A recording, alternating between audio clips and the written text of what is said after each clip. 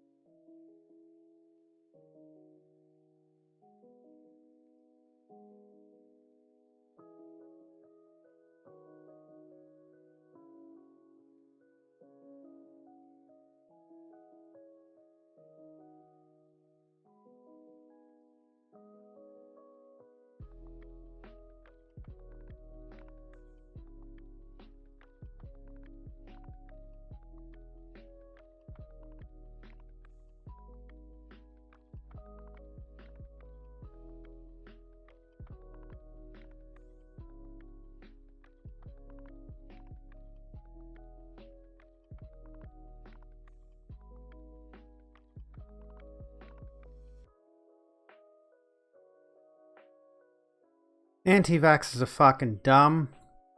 And I guarantee you, if I turn this segment into a video, that they're going to flood the comments yet again with all of their uneducated, idiotic bullshit. And that's not going to change. No matter how many times I decide to make the point that anti-vaxxers are some of the stupidest people on the planet, the most conspiratorial imbeciles on the planet. You can't convince these people. They're always going to try to buck against you no matter what you do. You can't convince them. They're indoctrinated. So I'm going to put this warning out there right now. Do not engage with anti-vaxxers. I learned this lesson today.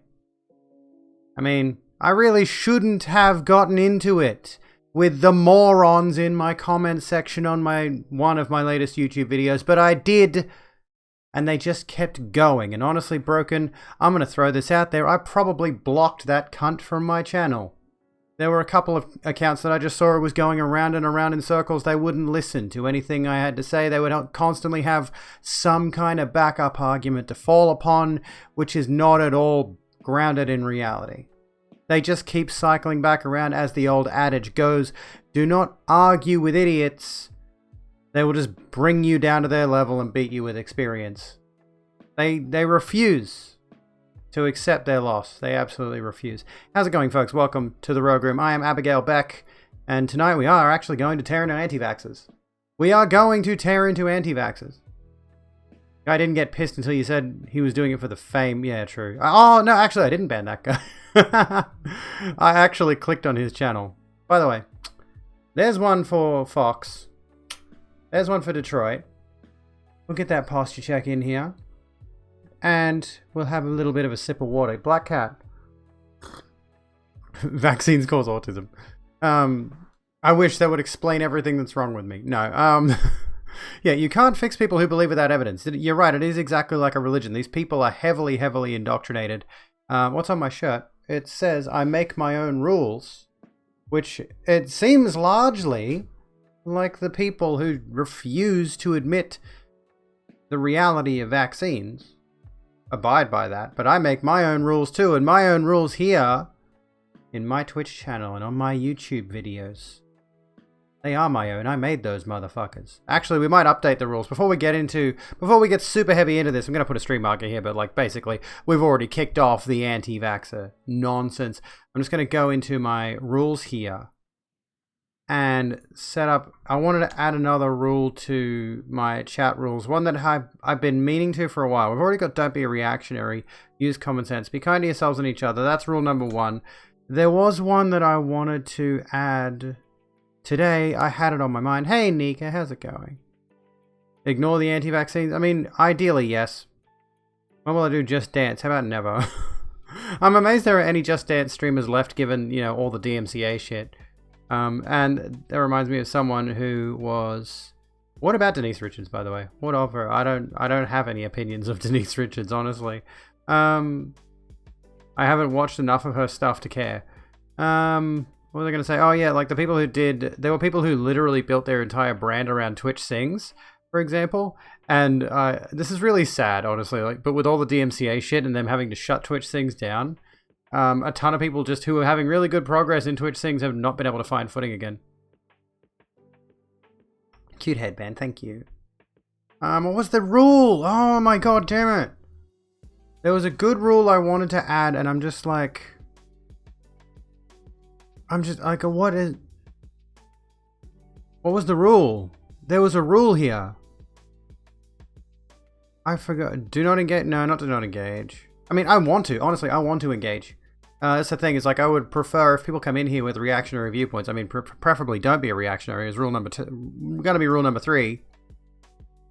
But there was another rule I was gonna add, and I forgot what it was. I was gonna do it earlier. Heck. Is it in my rule board in the Discord? Bigotry's not allowed. No shit. Oh, here it is. Here it is. This is one that was in the rules before. There is no tits and ass command. By the way, I think Tetris, or that was a dog whistle for tits. Because the Twitch poll is really authoritarian. It refuses to listen. Refuses to offer us the opportunity to speak our minds freely. You can't put a single swear word Can you believe this? The audacity, Twitch. The audacity. Okay, here we go. Rule number 2 is now stay on topic. Because I've noticed this a few times. I'm going to put this out there right now. I've noticed a few times when we're going, when we're into it, when we're in the shit. You know, we're heavy into a discussion. We're not doing feet pics. Although I do want to add an OnlyFans. I'll do that now, actually. I'll do that one now.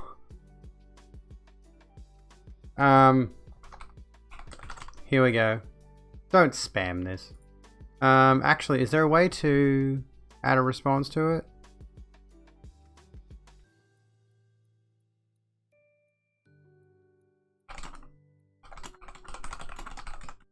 Let me just, we're going to start out with anti-vaxxers in just a moment. I'm just setting up some stuff that I didn't think to do. What is the go to jail text? Here we go. Oh, that doesn't help me. Here we go. Alright, here we go. I've got it.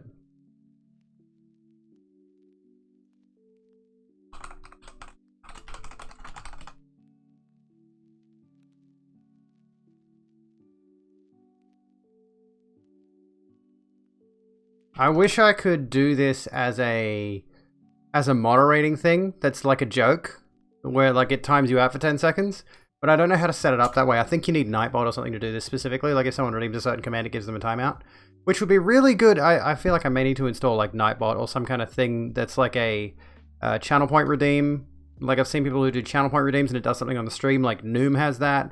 I think Jordan Rasco has that. I think I've seen a few other people, other streamers, who've got this widget that, you know, if you redeem certain channel point things, it does something on the stream. Sound effects, visual effects, whatever. Here we go. There we go. Alright. We now have this. Don't be an asshole about it. Don't spam it. It's a meme. It's a joke. Shut the fuck up. But if someone does come in with that shit, you know what? I'm going to put a user cooldown on it so you don't spam it, you fuckwits. There we go. Alright. Our first topic of the night is going to be anti-vaxxers. Get nothinged. Get nay-nayed. Alright. That's enough of that. Stay on topic is going to be rule number 2. Rule number 2. Well, you're not going to be able to spam it because I've got it set to a 10-minute cooldown, so chill. Chill, okay? But we have had people legitimately come in and immediately just type !OnlyFans. And I'm like, why? What do you want? What do you want from me? Like, first and foremost, ain't nothing there, fam. Like, it's like a 2x4. It's just straight all the way down. And honestly, same with the back. I've lost so much weight that my fantastic ass is just gone, for the most part. OnlyFans for my big gains? I considered it. There is an OnlyFans account that I set up that was just literally going to be fitness and diet talk. And pictures and videos of me working out. But I have lost enough weight. And I like that. I like being lean. Like my muscles actually pop now. But I have lost weight in certain areas. Hello, Emmy. How you doing? Watch me snort gunpowder. Alright. Show, governor. Show, governor. Should we think about something? Yes, try the... Why is Twitch extensions currently sending me a notification saying, would you recommend the closed captions extension? I mean, yeah. Too smart for OnlyFans? Well, I mean, there are plenty of smart people on OnlyFans. I mean, the people who are at the top of it, they don't get there by not being smart. They're clever about their marketing, quite frankly. Who are dumber in your opinion, flat earthers or anti-vaxxers? Oh, you know what? I can't answer that. But you can.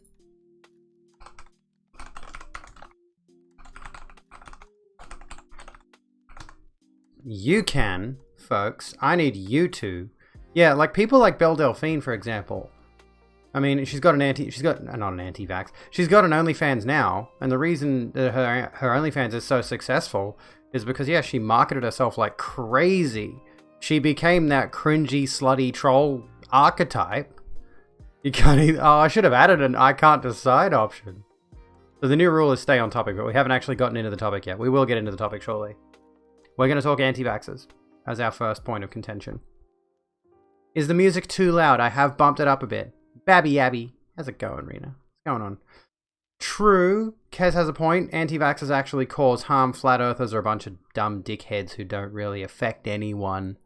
But yeah, I honestly think, as you've said, Trap House Belle is a genius. I dislike her content. I'm not a fan. But she is absolutely a marketing genius. She's very smart. And so's people like Laura Lux, for example. Very intelligent. You know, she's at the top of her game, in the top 0.01% of OnlyFans girls. Any of those people. Anyone who's at the top of OnlyFans, who's making a ton of money, they are smart in the sense that they have a lot of business sense. Kat Von D went from anti-vax to pro-vax. Happens on the extreme rare occasion. Did she? I remember Kat Von D being distinctly anti-vax. When did that change? Belle's troll Pornhub account was a goddamn salt mine. I think she eventually did do legitimate porn on her OnlyFans. As far as I recall, there was something on there.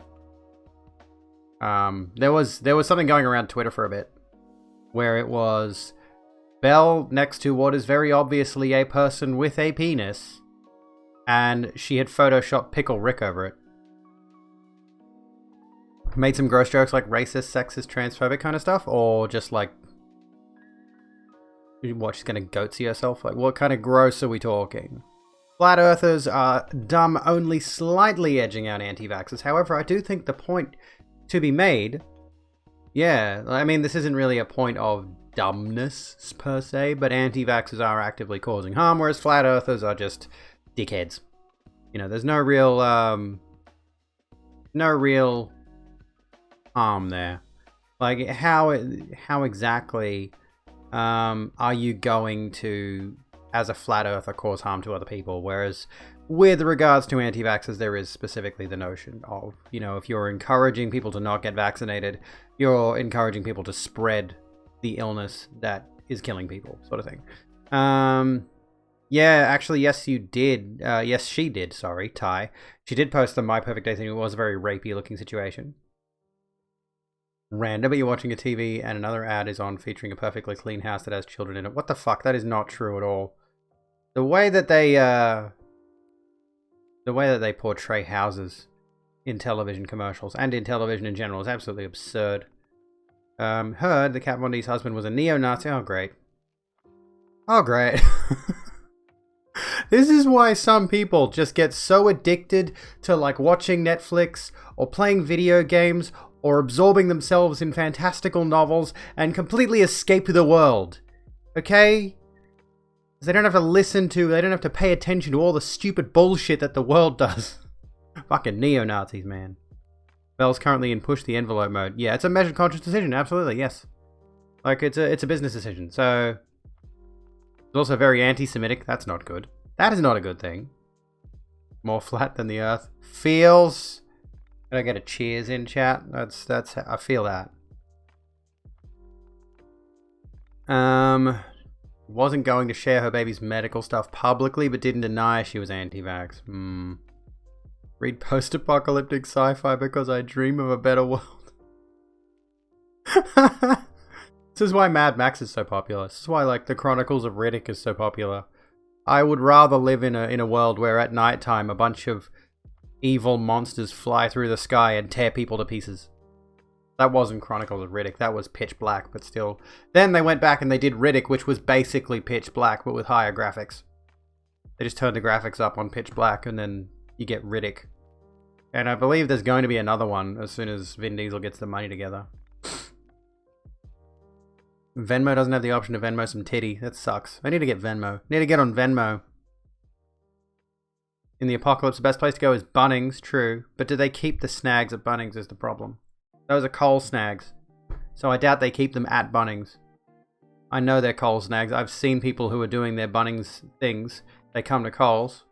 They get, well, I say they come to Coles like I still work there. I don't. They go to Coles. And they buy up all the sausages. They buy up all the bread rolls. Sometimes they'll do Woolworths, but they're the same thing, basically. Vin Diesel, he's pretty cool. He seems pretty cool. Would love to live in Mad Max world just because of the leather outfits. What is with the outfits in Mad Max? Why do the people in the Mad Max world dress so ridiculously? What's going on in the Mad Max world? Like, Let me have a look for a second. What the fuck is Immortan Joe wearing? We look at Immortan Joe. The fuck is the point of this outfit, my friend? Also, it really sucks. Hugh Keysburn is dead. This dude. Well, that actually looks like a cosplay. I don't think that's actually him. Hugh Keysburn, Toe Cutter, and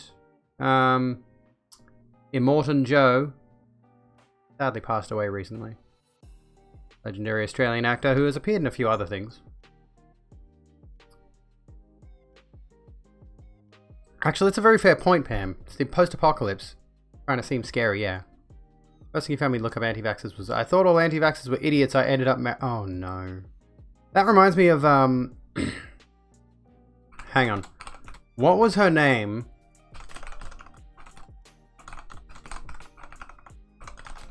Hang on. I wonder if Google will figure this out. Not Marjorie Taylor Greene. No. There was that woman, I can't remember her name right now, who joined, who turned Republican, who joined the Trump supporters because they were nice to her at a rally. That's what that reminds me of. Venmo works with law enforcement and will give up transaction logs with zero pressure. I don't doubt most payment plans would do that, though. That's the unfortunate thing. I use PayPal, I use Coffee, I use Patreon. Like, feel like no matter what we use, it's gonna be a bad day. If they need to use that against us, like the enforcement of the law will use anything available at their discretion to absolutely fuck anyone who is not, I guess, in cahoots with the law already. You know, don't trust cops. ACAB, fuck 12. Let's get that out of the way before we get into the anti-vax stuff. There was an outbreak in measles in the Pacific Northwest because yeah, like that's true. Like if there's enough of an anti-vax movement in a certain area, 1312. 1312, fuck 12, ACAB. All cats are beautiful. I already have, actually I think I've got 2 videos on anti-vaxxers by this point.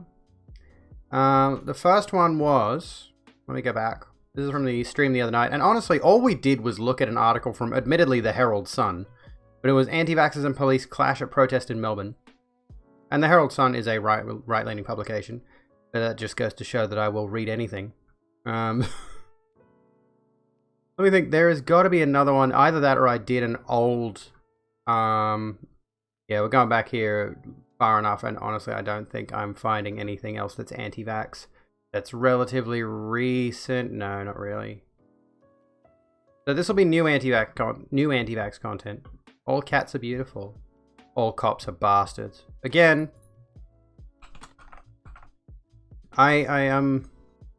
which one has the most interesting comment section? So the most recent one. I think I did an anti-vax video before I came out, which is long gone now, so you can't find it. The anti-vax and police clash at protest is the recent one. Again, I need to bring this up. All cats are beautiful, ACAB. I am going to buy that shirt at some point. I've recently bought myself something else, though. And I did have one person in my chat in the, I'm going to take my socks off because I'm sweating now. I had some idiots in the chat of that, in the comments, sorry, of that latest anti-vax video. Where people were just, again, cyclical arguments. This is the problem. It's like, you can't argue with these people. Sorry, I'm moving around and everything. I'll try to stay close to my microphone now. You have these people who just want to have an argument. Like, they're not interested in actual proper discussion. And they have so many appeals to, emotion. So many illogical appeals to emotion. The facts they drag up are absolutely ridiculous.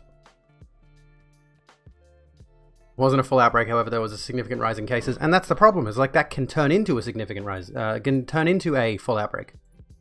Have a sibling who is anti-vaxxer, sadly, but it also may be the least bad of his takes. Well, that's the beginning of something. So when was this? February 2019. Card is also put before the horse logically, like they have their worldviews set first. Yeah, true. Absolutely chaotica. And this is the problem. It's like here's a good article that I found. This is from October last year. Time Out Radio.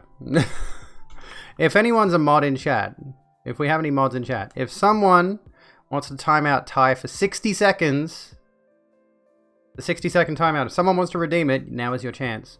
Swing your banhammer, but in a light and playful way, and bonk them on the head. There we go. German got it. Why do people time themselves out? I don't know. Why not? What was it? Tiger Woods almost died today. No, he didn't. When they located him, he was conscious and knew what was going on. He had serious leg injuries. Yeah. There we go. Dell. There you go. I did hear something about the Tiger Woods thing. I did hear something about that. At any rate, as we get closer to an effective vaccine, remember this was from a few months ago. This was back in October. We should expect to see a renewed push of disinformation and vocal resistance from the anti-vax movement. Over the past year, seemingly endless conspiracy theories and misinformation campaigns have gained traction online amidst rising COVID-19 infection rates worldwide. Looking at the history of these movements can help us understand why they can be so effective at capturing a popular following. So here's what I'm reading. It's on The Conversation. If you folks want to read along, join us. As a historian of medicine, it's become clear from researching the history of vaccines that those who promote anti-vax campaigns consistently use a standard set of strategies. Although it can be hard to see patterns of argument in the modern context, looking back at historical instances of epidemic and misinformation provides a useful case study for revealing today's recurring anti-vaccination strategies. Have you noticed that this kind of thing, again, we come back to the situation of everything is cyclical. Time is a flat circle. We just keep going over the same things over and over again. Yeah, I've noticed, Ty. I've noticed. I don't even want to mention them by name just because, yeah. Don't give them the benefit of the doubt. Why you dropping a Breaking Bad reference in my chat? Not even a good one, by the way. Can I just mention that? Not even a good Breaking Bad reference. Twitch didn't notify you. I feel like Twitch doesn't notify people most of the time, honestly. Like, if I look at my analytics, if I'm not mistaken, is it stream summary? Yeah, stream summary. This is for today's stream. We'll go back to yesterday's stream. I feel like the majority of my notifications, on-site notifications, email, less than 1% on both. I feel like no one gets notifications. There's your hydration. Where's Kez going? You're gonna go to bed, you're wrecked, really don't know how you get through the week sometimes. Have a good one, Kez. Have a good rest. I'm sorry you're not feeling too good. Hope you feel better after you've had a good sleep. Got vaccinated for flu shots and now I don't get the flu anymore after I stopped taking them. Vaccinations are bad. Exactly. And the thing is, the flu require why do we get the flu shot every year? New flu vaccines are released every year to keep up with rapidly adapting flu viruses. Just for anyone who's out of the loop there, like, there's a lot of people who will argue against the idea of the flu vaccine, for example, because they'll say, oh, we have to get the flu vaccine again this year, we have to get it again this year, we have to get it again this year. It's like, why? Why didn't it work last time? Why isn't it permanent? Because the flu mutates. And the flu's, yeah, like you said, Pam, the flu's going to change. It's going to change this year, it's going to change next year, and they have to keep up with it. And the thing, like, one of the people brought up in that YouTube comment section was like, somebody mentioned the flu. I forget who it was that mentioned the flu. Usually the case of like, oh, people die from the flu all the time. People die from heart disease all the time. Yeah, but what about the fact that COVID was filling hospitals and people who needed medical treatment for other things couldn't get into the hospital because of all the COVID patients? They don't want to think about that, the reality of the situation. When you get vaccinated, your immune system produces antibodies to protect you from the viruses included in the vaccine, but antibody levels may decline over time, another reason to get a flu shot every year. Whenever an anti-vax person does anything, just ask them if they're a doctor. Exactly. Same for COVID. It looks like we'll have to keep up with COVID. And good. Yeah, like if it keeps us safe, if it keeps us healthy. Anytime you have a pandemic, the number of deaths from other diseases increases too, yeah. More than likely, and this is the thing that keeps coming up with this kind of anti-vax bullshit, is this person that I was arguing with, and I shouldn't have engaged. Do not engage. Honestly, anti-vaxxers and COVID deniers go hand in hand, so that poll seems kind of redundant. What was I going to say? The issue, especially around COVID, is the people who are going on about, but what about people who are, hang on, what were they saying? it doesn't affect, healthy people in this certain age range. It affects largely older people with pre-existing conditions, and they're just completely dismissing the lives of those people. They just completely dismiss the lives. Like, I don't have to worry about it. I'm healthy. Except, fuck 80-year-olds. Fuck anyone who's got, like, diabetes or whatever it is that might cause them to die. Fuck anyone who has a pre-existing respiratory condition. That's the way that they completely dismiss the lives of these people. It's absolutely absurd. Does anyone not aware the US just passed 500,000 deaths? It's really tragic, and it has a lot of that has to do with COVID deniers just not abiding by public health policy. Howdy, Vampire. How you doing? Yeah, like, that's a huge thing. Here in Australia, over in New Zealand, lockdowns, mask mandates, and the reason that we even talked about the COVID thing, the anti-vaxxers the other day, was because of the fact that this recent COVID anti-vaccine protest occurred in Melbourne, in my country. Thank you for the posture check, by the way, Fox.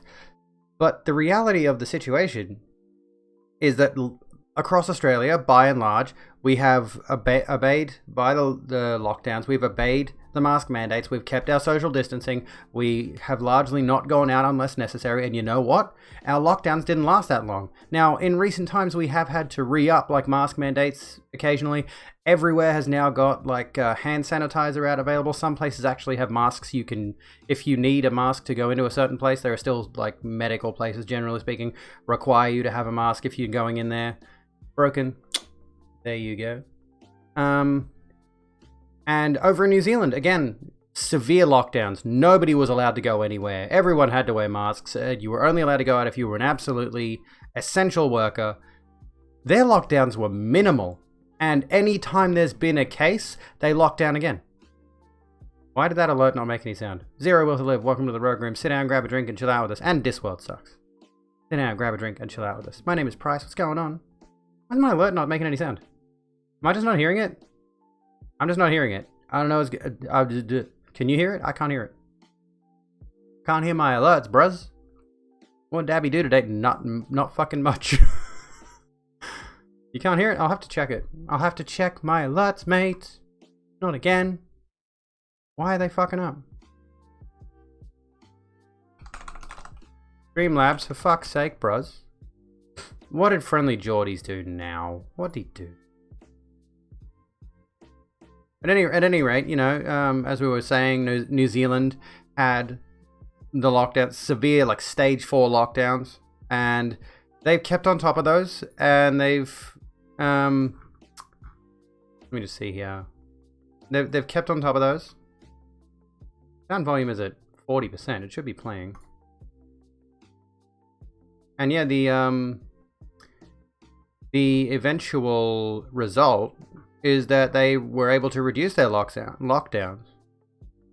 And people were allowed to go back to work, back to life, back to socializing, all of that. Same here in Australia. By and large, we're able to go back to our life. I can go to the shops without a mask. I can hang it. There's a lot of people. I tend to stay away from them to begin with. I don't want to be near people in general. But I can go out in public without a mask. If I have a cough or anything like that, I stay home. Gotta start your day now, radio, Detroit. Have a good one. And that's the reality of the situation. It's like over in America, there are a lot of people who are COVID deniers, who don't believe it's as serious as it is, who don't believe the vaccine's going to work, who don't believe any of this stuff. And they're just going to go out there and make matters worse for people. Family keeps coming at you with that argument. It makes you so mad. Wait, scroll back. Which was the argument, Rena? I've forgotten. Was it something I said? All the hospitals are overwhelmed here in the US, especially. Nurse friends are super stressed. Yeah, like medical staff are going through it in the United States. Ridiculous. They deserve, and with the discussion around like minimum wage, those nurses, those medical staff deserve to be paid more, especially given the situation right now. I'm trying to find the option to test my alerts. I can't run a test on my alerts. Why can I not run a test on my alerts? General settings? Nope. Okay. Excuse me. I'm trying to to test an alert so I can oh, but 98% survival rate. But of that 98%, how many of... True, they don't often bring up the fact that amidst all of this, there are a lot of people who have had COVID, who have recovered from it. And also, we don't have information yet, as far as I'm aware, on the reoccurrence rates. And people who have had COVID have had long-lasting effects from it thus far. We've seen effects that have continued after the fact, like the lung scarring, organ damage, loss of senses. Some people have lost their ability to smell and taste as a result of COVID. You know, they've had COVID and they've come back from it and they've lost their ability to taste. Let me test here. Testing. Welcome to the Rogue Room. Now I can hear it. Thank you for your membership. Please enjoy all the delights of the subscriber lounge.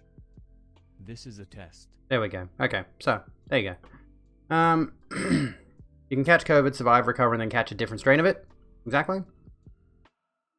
What have I missed? Yes, hello, dog. How you doing? People have had organ failure because of it. So, like, yeah, you can recover from COVID in, you know, the space of 2 weeks, but you can also die of it in the space of 2 weeks. And as a result, you can have long-lasting effects that may end up killing you after the fact. It's the same as, like, asbestos. You know, I mean, it's not the same as asbestos, but, you know, there was, what was the situation with asbestos, actually? When is asbestos dangerous? I think it was when asbestos was very heavily used in a lot of housing a long, long time ago. And people were denying the effects of smoking for many years. People were denying, the effects of asbestosis. And there are many people now still alive today, barely. Lots of people have died. There was another thing, actually. There was another thing about, mesothelioma and all that. There was a specific case around asbestosis a few years ago, I think it was. And there was recently a lawsuit. Or was it about the 9/11 thing? I honestly can't remember. But at any rate, there were people who were suffering from the results of asbestosis years and years and years after the fact, when they were told that it wouldn't be that bad and you'd recover from it really easily. Welcome to the Rogue Room, Perk God. Sit down, grab a drink, and chill out with us. We're trashing on anti-vaxxers tonight. Let's get back to the let's get back to some ancient history. It be Broly. Welcome to the Rogue Room. Sit down, grab a drink, and chill out with us. MisoBook.com. The laundry chemicals we used to use in households. That's true. Yeah, I've heard about that. You were cold positive a month ago, lost your sense of taste and smell along with your whole body, felt tired. Also suffering from a fever, recovered in about 2 weeks.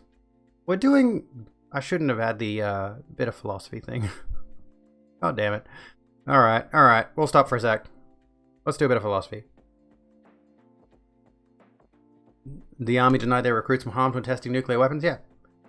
This is the problem. It's like, this is honestly... We'll come to the philosophy in just a sec. This is one of the reasons, quite frankly, that I think is one of the arguments that anti-vaxxers are using, is that the government lies to you. And they do. We can't deny that the government lies to us.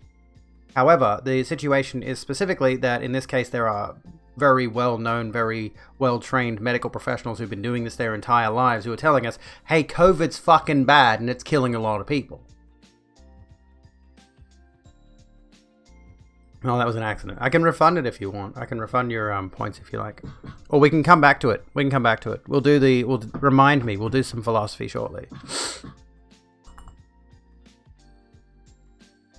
Chill out, dude. Chill out, bruz. Okay. Why am I saying bruz? Who am I? Who is this person? Oh yeah, go to horny jail. It's not that I'm listening to the government. I listen to scientists. Exactly, and this is the thing. One popular pamphlet published in 1885 during the smallpox epidemic in Montreal is a great example. Epidemic, Abigail. Over a century later, we have the benefit of living in a world that has eradicated smallpox using a vaccine. Yet in the past, smallpox vaccine was hotly contested despite the evidence in favor of its effectiveness. And there's an excerpt here from an old pamphlet. Stop! A pitiable sight. People driven like dumb animals to the shambles. Open your eyes, sheeple! Tyranny of Dr. Craft. Hey, when are they gonna make Dr. Craft? We've got StarCraft, we've got Warcraft, we've got Minecraft. When do we get Dr. Craft? I want to play Dr. Craft. AAA game developers, get on it. I want to play Dr. Craft. Published by a leading anti-vaccinationist, Dr. Alexander M. Ross, this pamphlet was widely circulated during the smallpox epidemic of 1885 in Montreal. as public health officials were seeking to increase vaccination coverage. If I had the capacity to make,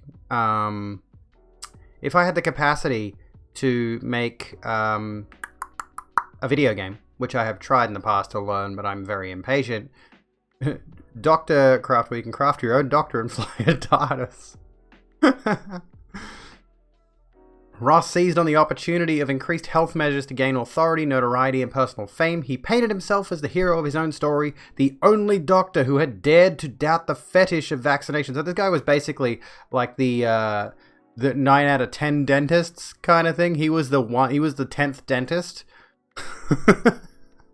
He was the guy who was like, well, these 9 other doctors believe in the smallpox, but me personally, I'm going to buck the trend and say, hey, the smallpox is not that serious. Listen to me, folks.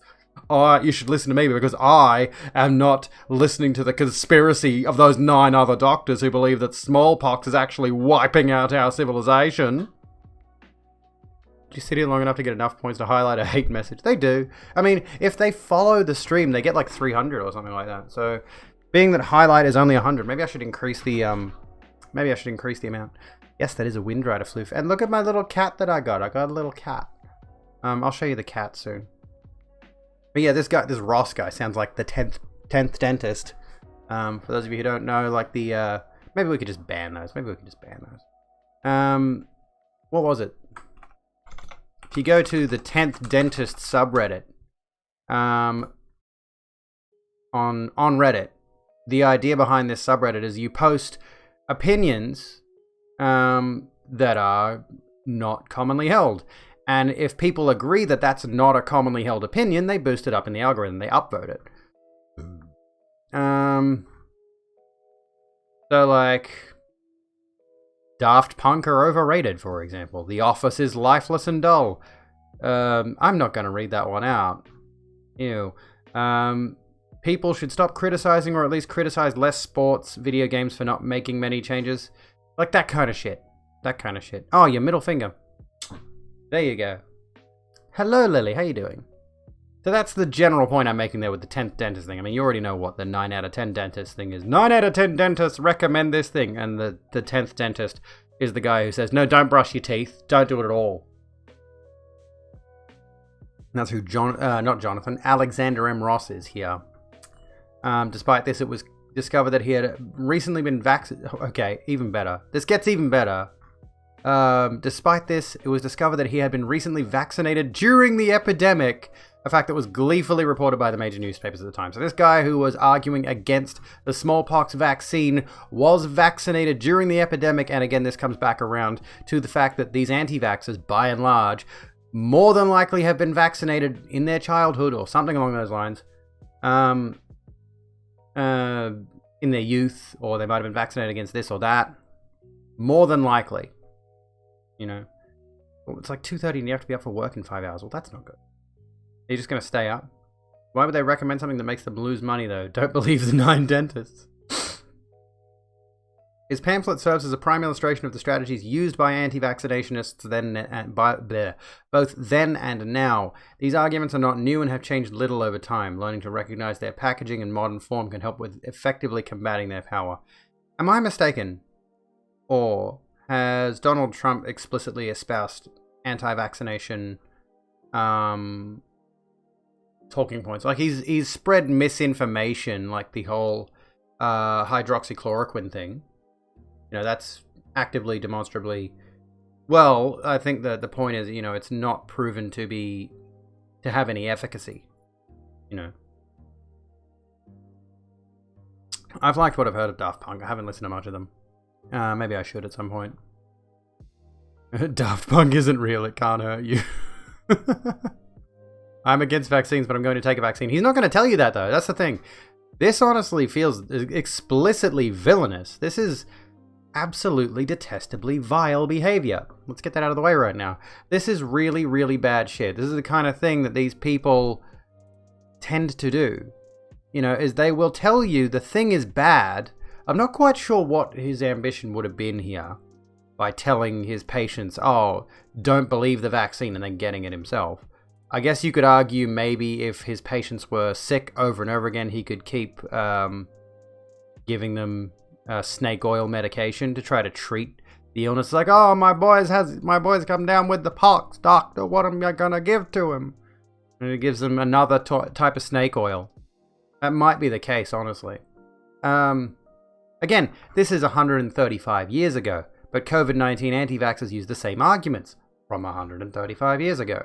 This is the thing, like, we come around to circling the same bullshit over and over again. Anyway, where were we? Caution, do not be alarmed by the smallpox, minimizing the threat of the disease. This is what we were talking about earlier. These people, anti-vaxxers, have a tendency to minimize the threat of COVID. Or COVID deniers have a tendency to minimize the threat of COVID-19. Yeah, it's an amphetamine, but it's not exactly meth. Meth is different. It is an amphetamine, though. And that is something to be wary of. Big Pharma wants to inject Ritalin into my eyes, and I do not approve. Take the Ritalin, vagabond. Take the Ritalin. When I have enough pillows, Badger, I don't have enough pillows for Pillow Fort. I need to buy more pillows. I need to get more plushies for my bed, too. I'm looking at getting more plushies. Recommend me some. Ross and his anti-vaccination associate... let me start that again.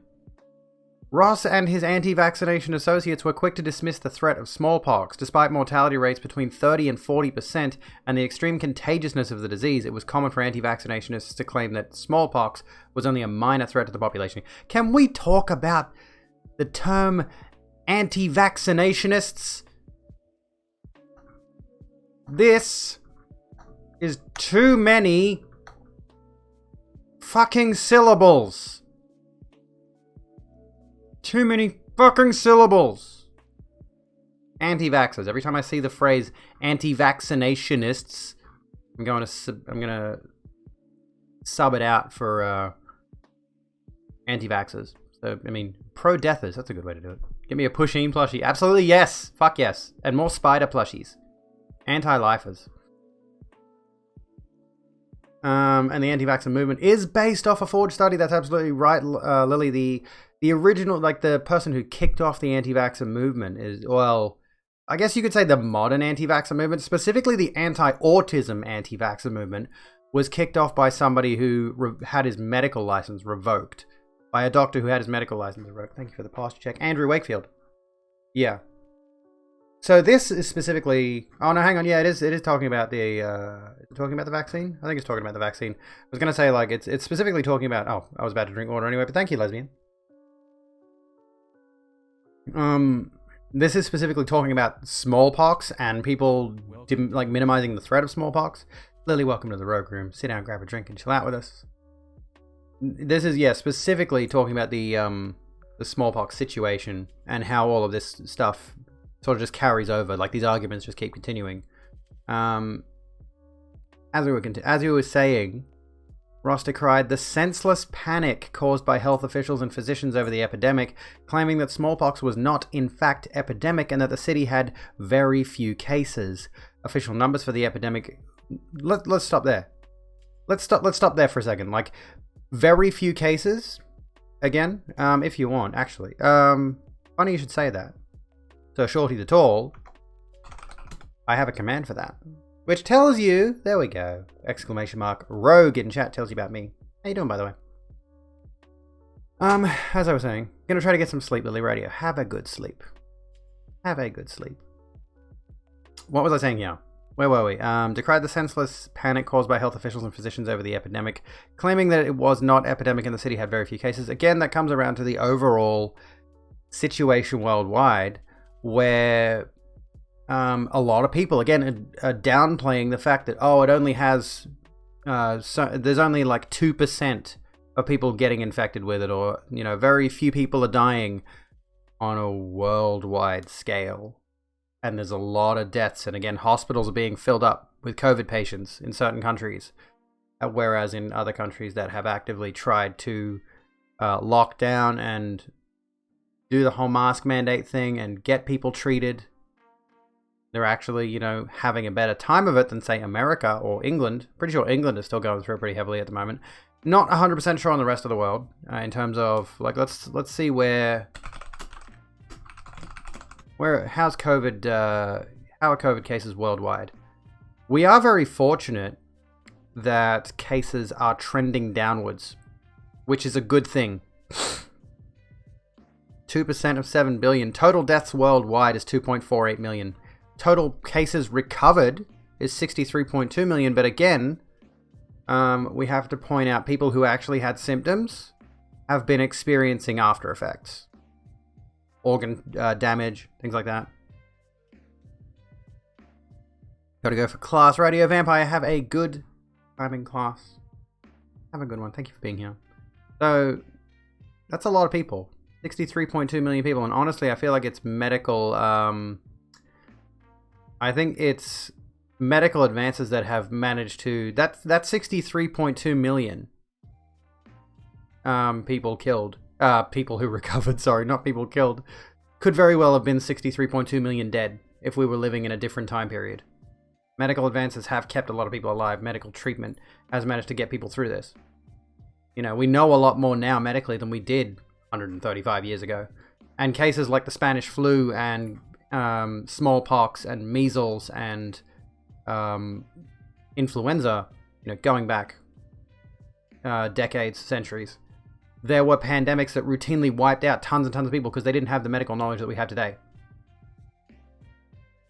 Those were only recorded cases. That's a good point. There's more. There must be more. There could be more, yeah. There very well could be more. And again, we have to consider asymptomatic people. There are people who are responsible and are going and getting tested for COVID. And there are some people who get tested who go into this situation of like either being one of the recovered or being asymptomatic or what have you. They end up as a positive statistic. Which is weird to say regarding a pandemic, but there's a lot of people out there who are just not symptomatic at all. They're not showing any symptoms. And those people, if they're not wearing masks and they're going out in public and they're denying that COVID is a real thing, and they are breathing near another person, then that person may very well be susceptible to COVID, may catch it, may end up in the hospital, and end up dead. And that's the unfortunate grim reality of this entire situation. This is a very dangerous disease because there are people who may not even realize they have it. Worst case per person in the world here in the UK, and the government said he wants a thank you. But what's the... Let me look at the COVID cases in the UK, and we'll come back to the article in just a moment. 121,000 deaths, no recovered number. So 4.13 million cases, 121,000 deaths, no stat for recovered.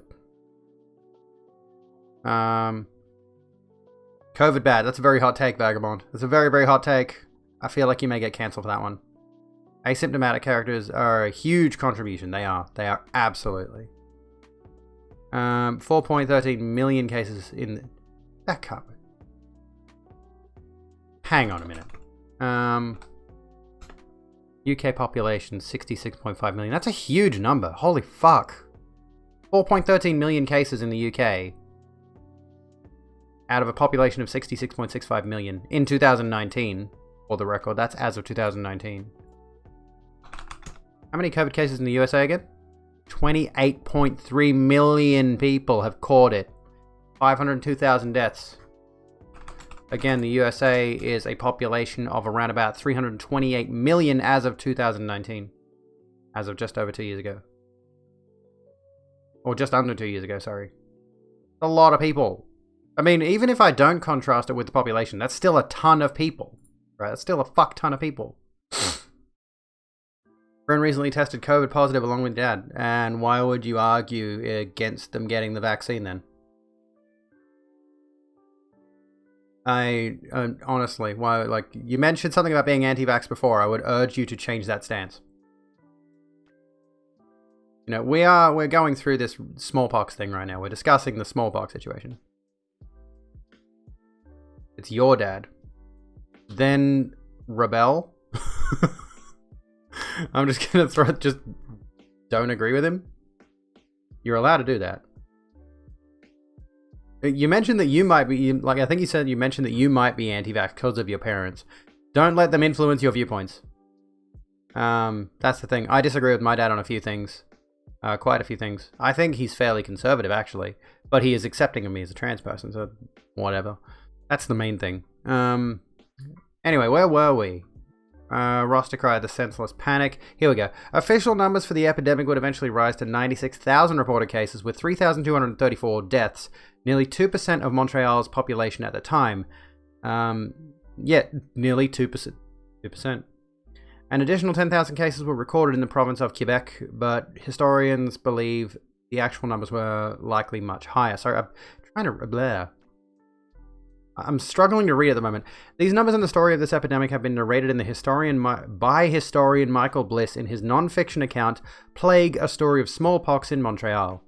The minimization of threat is a common tactic in contemporary debates as well. Many who promote the anti-vaccination agenda claim vaccines to be more dangerous than the disease. This is kind of really... Texas anti-vaxxers fear mandatory COVID-19 vaccines in the U.S.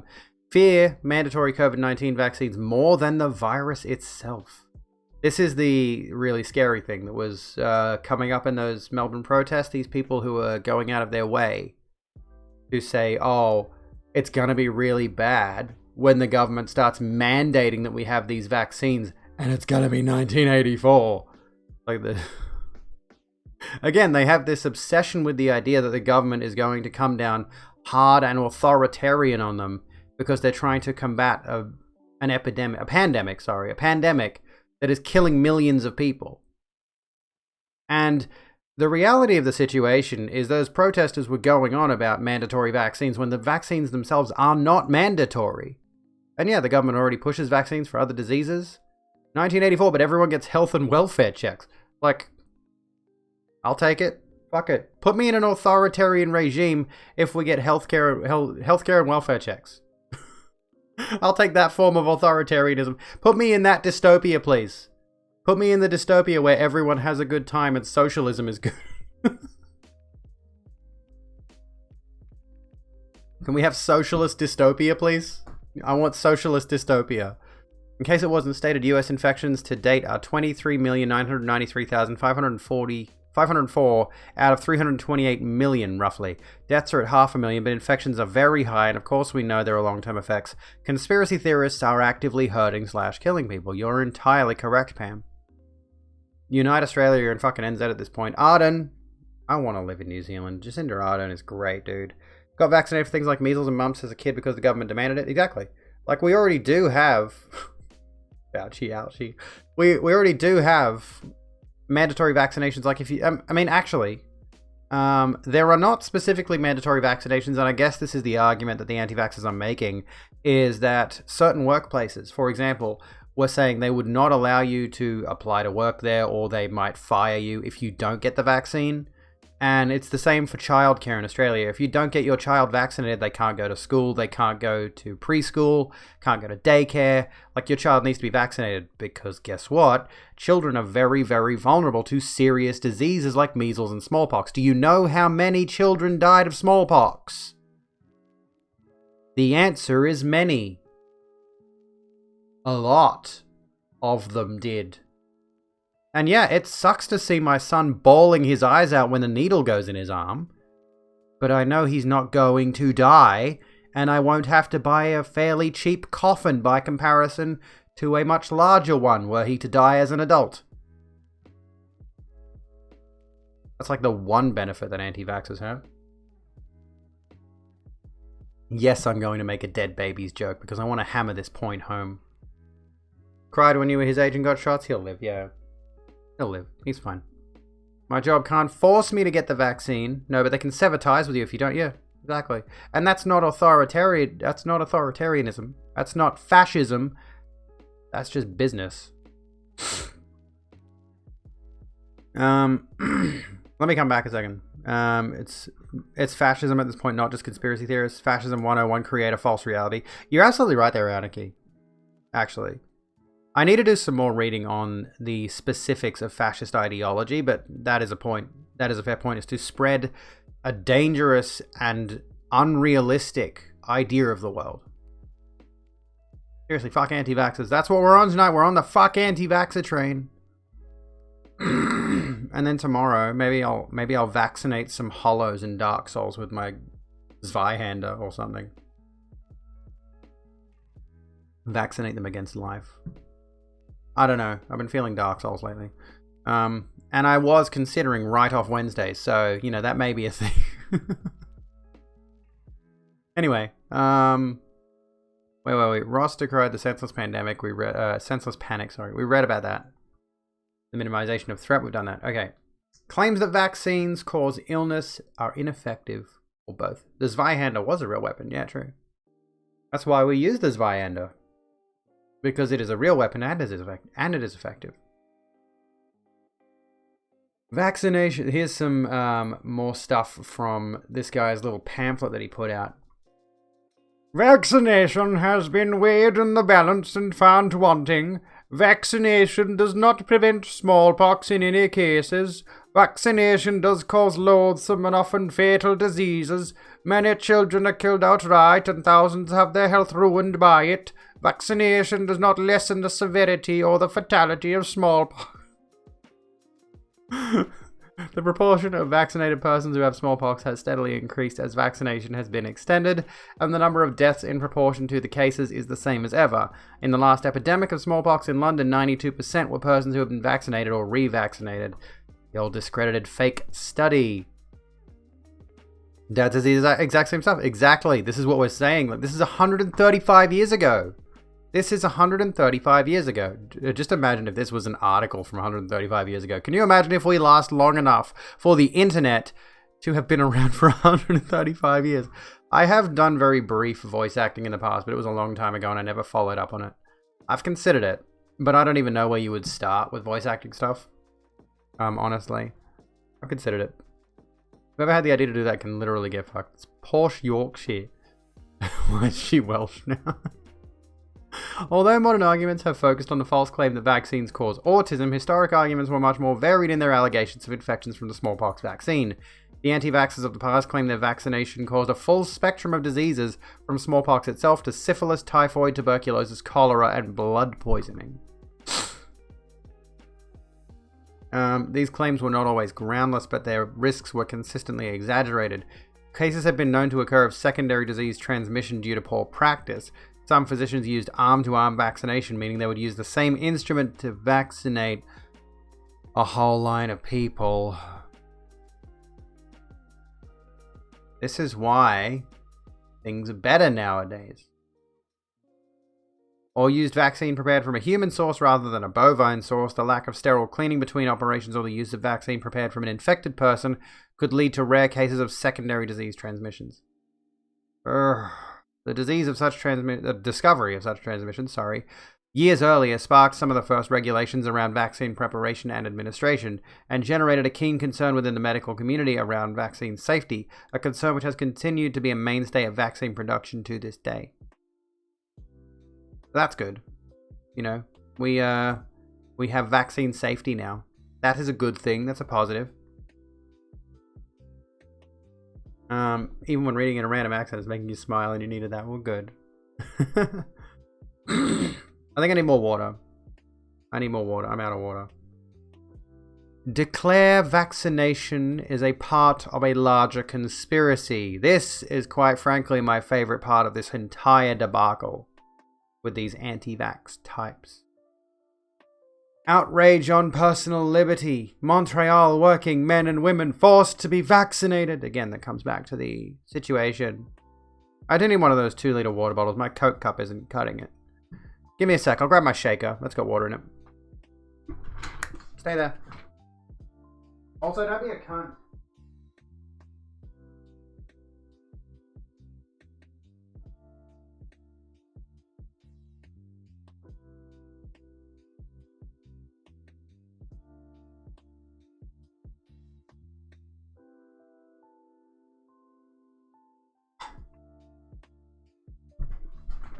Catfish. Go fuck yourself, mate. Anyway. Sorry, have you never heard of that song that goes like, "You've got a fast car"? Or sung by a woman with a deep voice. Just throwing that out there. Anyway. Radio broken. Sounds good. I'm growing. I'm growing in terms of my fucking gains, mate. Well, no, I'm not. I'm shrinking quite a bit. Averaging 40 people, am I? Oh, that's what you meant. Oh. I was wondering, like, growing in which way? What are you talking about? Thank you, Jacinta, for timing out the cunt. I'm still going to use my Coke cup, by the way. Because this shaker... I'm sorry, Bulk Nutrients. I do love your protein. But... fucking Christ. I actually should hit him up for a sponsorship at some point. If I get to partner, I'll email Bulk Nutrients and be like, hey... I haven't used your products in a while, but they're really good, and I would like to gloat about them on my stream for money. Please, uwu. But this shaker is shit. I'm not gonna lie. This shaker sucks. This is a shit shaker. Okay? The lid just goes... oh, now you won't do it. The lid just pops off. Like, it's really... it doesn't stay secure. I think when it's like, when it's not particularly cold, it pops off. So when it is cold, it sort of secures a bit more. Don't ask me how the fuck that works. I don't know the physics of plastic. But at any rate, I've got other shakers that are much better at keeping the lid down. This one sucks assholes. Sorry, Bulk Nutrients. But I do like your proteins and your pre-workouts, and I would love to get sponsored by Bulk Nutrients, an Australian protein supplement provider.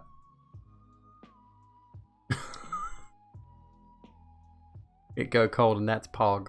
Poggers! Can we get some Poggers in chat? Can we get some Bulk Nutrients sponsor Abigail's in chat? So where were we? Ross's pamphlet was adamant about the role of both the press and medical profession in stoking fears over infection as part of a mad campaign for gaining money. Much like today, epidemics created opportunities for both employment and research in the medical field. Yet this employment was painted as an unethical exploitation of the poor, worth £1 million sterling to the profession, rather than an effort in combating the suffering and death of thousands.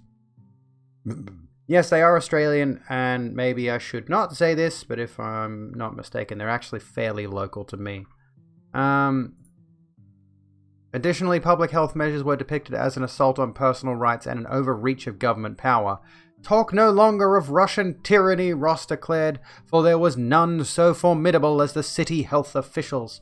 His arguments are still echoed over a century later in the current pandemic, as we see continued support behind the belief in a conspiracy to limit freedoms, among other more extreme conspiracy theories. Let's see what this says. Oh yeah, here we go. Why is this? Don't give me a mobile article, you fucknut. Listen, if there is an article, if you're trying to link something to somebody and it has an M dot at the beginning of the URL, take that shit out of there, please. Take that shit the fuck out of there. The Washington Times. So here's a conspiracy for you. I thought you just did a lurk, Broken. Here's a conspiracy piece for you from the Washington Times. From the opinion section, Gates and Fauci, unelected... hang on.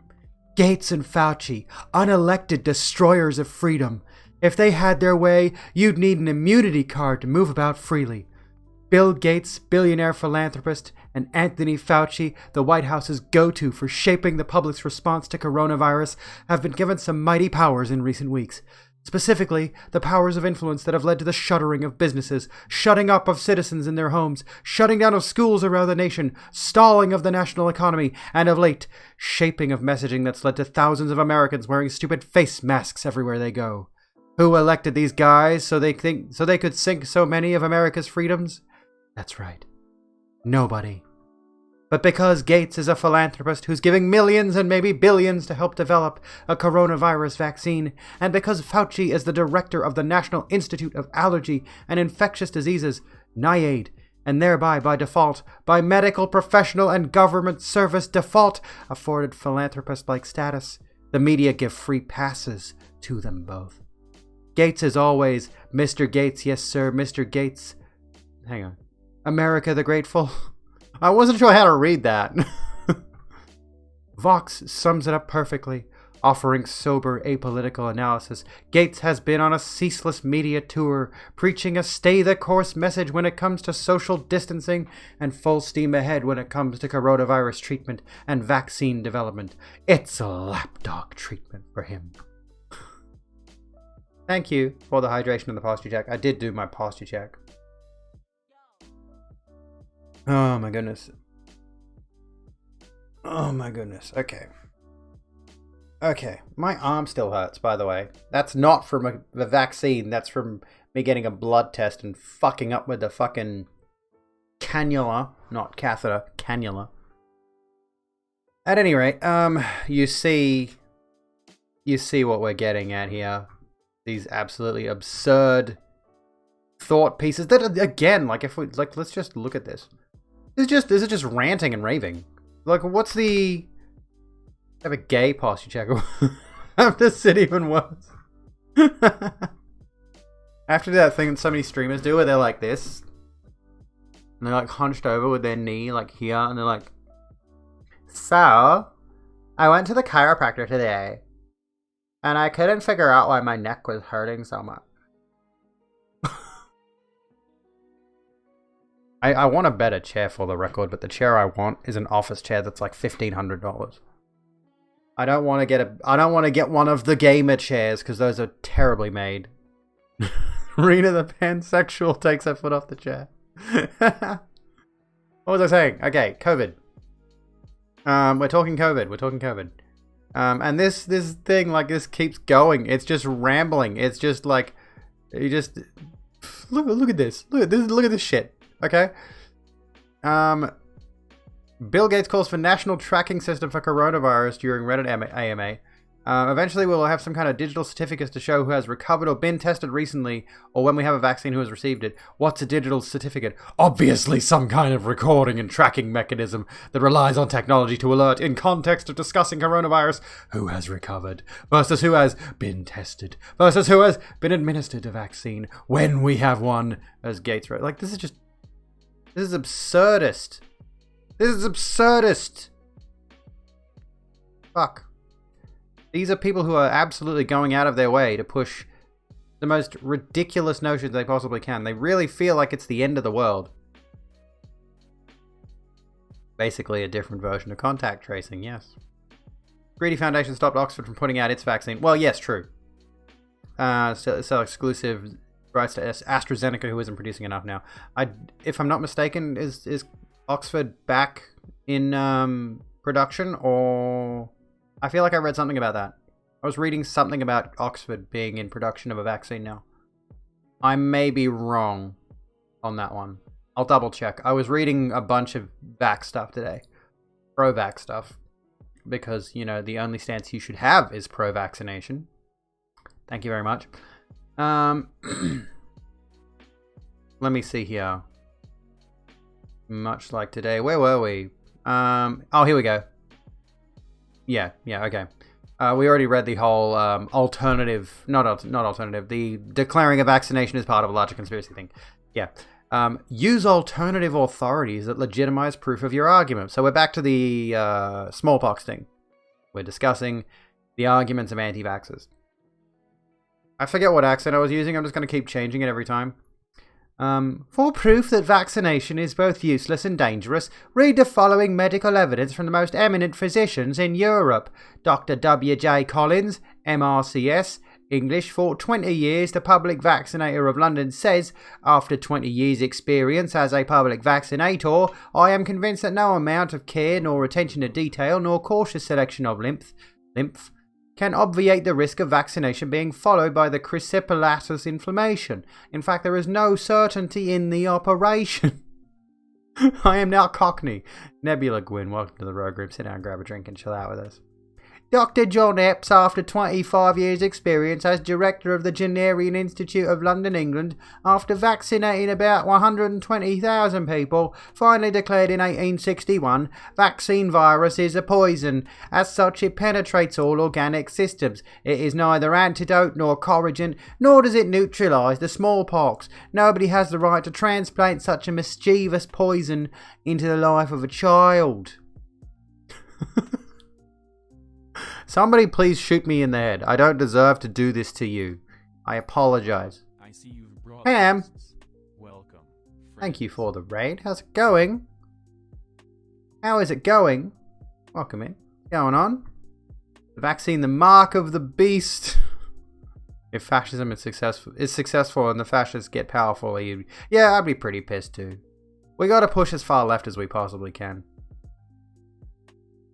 I should make a thank you mix botwick command. Oh, I should. We do need a thanks botwick command. Hello, Amy. How's it going? Tiny Party here. Conspiracy theories are degenerate. What were you getting up to? Can I give you a shout out while you're here? Can I give you a shout out? A little bit of Earthbound, eh? Okay, let me think for a sec. So wait. Using alternative authorities that legitimize your argument. Last but not least is an appeal to authorities that help legitimize the anti-vaccination argument. The modern anti-vaxxer movement is an abundance of these led by Andrew Wakefield, the now discredited former physician who originally published the fraudulent study linking the MMR, measles, mumps, rubella vaccine to autism. So yeah, this is the guy that sort of kicked off the modern anti-vax movement, and we hate his guts, and he's a dickhead. I love how his Wikipedia page is Andrew Jeremy Wakefield is a British former physician and academic who was struck off the medical register due to his involvement in the Lancet MMR autism fraud. Good. Fuck him. He should be dragged for all time. Did you clip that fucking... God damn it. I'm never going to live this shit down. But the anti-vaccination movement has had a long tradition of promoting the words of experts who support their narrative. In the 19th century, vaccination debates often brought in a similar small circle of medical men who spoke against vaccination, calling it a filthy and evil practice. Now, just because it had some bad problems like the arm-to-arm thing, and like, you know, over time, again, medical science has evolved and changed and regulations have been put in place. Like, where we are now medically compared to 135 years ago, we are doing much better nowadays. Again, I don't think we would have as many recovered cases of COVID were it not for modern medical science. But then we still have to deal with the fact that people are suffering side effects long after they have recovered from COVID. And how are people going to come back from those? They retro games and modern stuff, and once a week you talk, learn about politics and leftism. Good shit. We love to hear it. Very queer and BIPOC positive space. Fantastic. We have to face the fascists head on, or else they do what they want to do with very little resistance from the police, like the insurrection in America's capital. The fact that happened tells you it's a serious threat. True.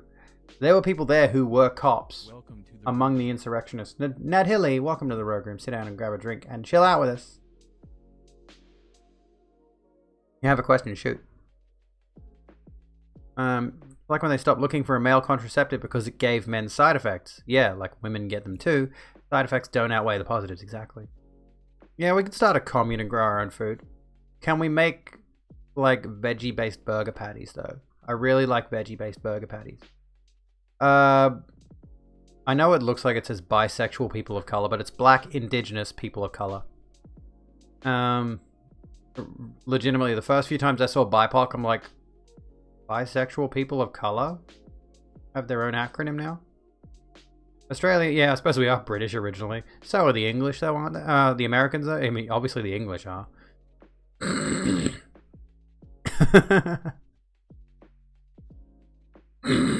Excuse me. Alright. Australians are British Texans. What was the question? Did you get the question? Or was that... Oh, the BIPOC thing. There you go. You discovered me on Twitter, and you must say you love my vibes. Thank you. I appreciate that. Where were we? Although their arguments were refuted by many in the medical community, they gained a long-lasting mantle of prestige among anti-vaxxers as the authoritative voices that offered the proof that was needed. This is kind of the problem.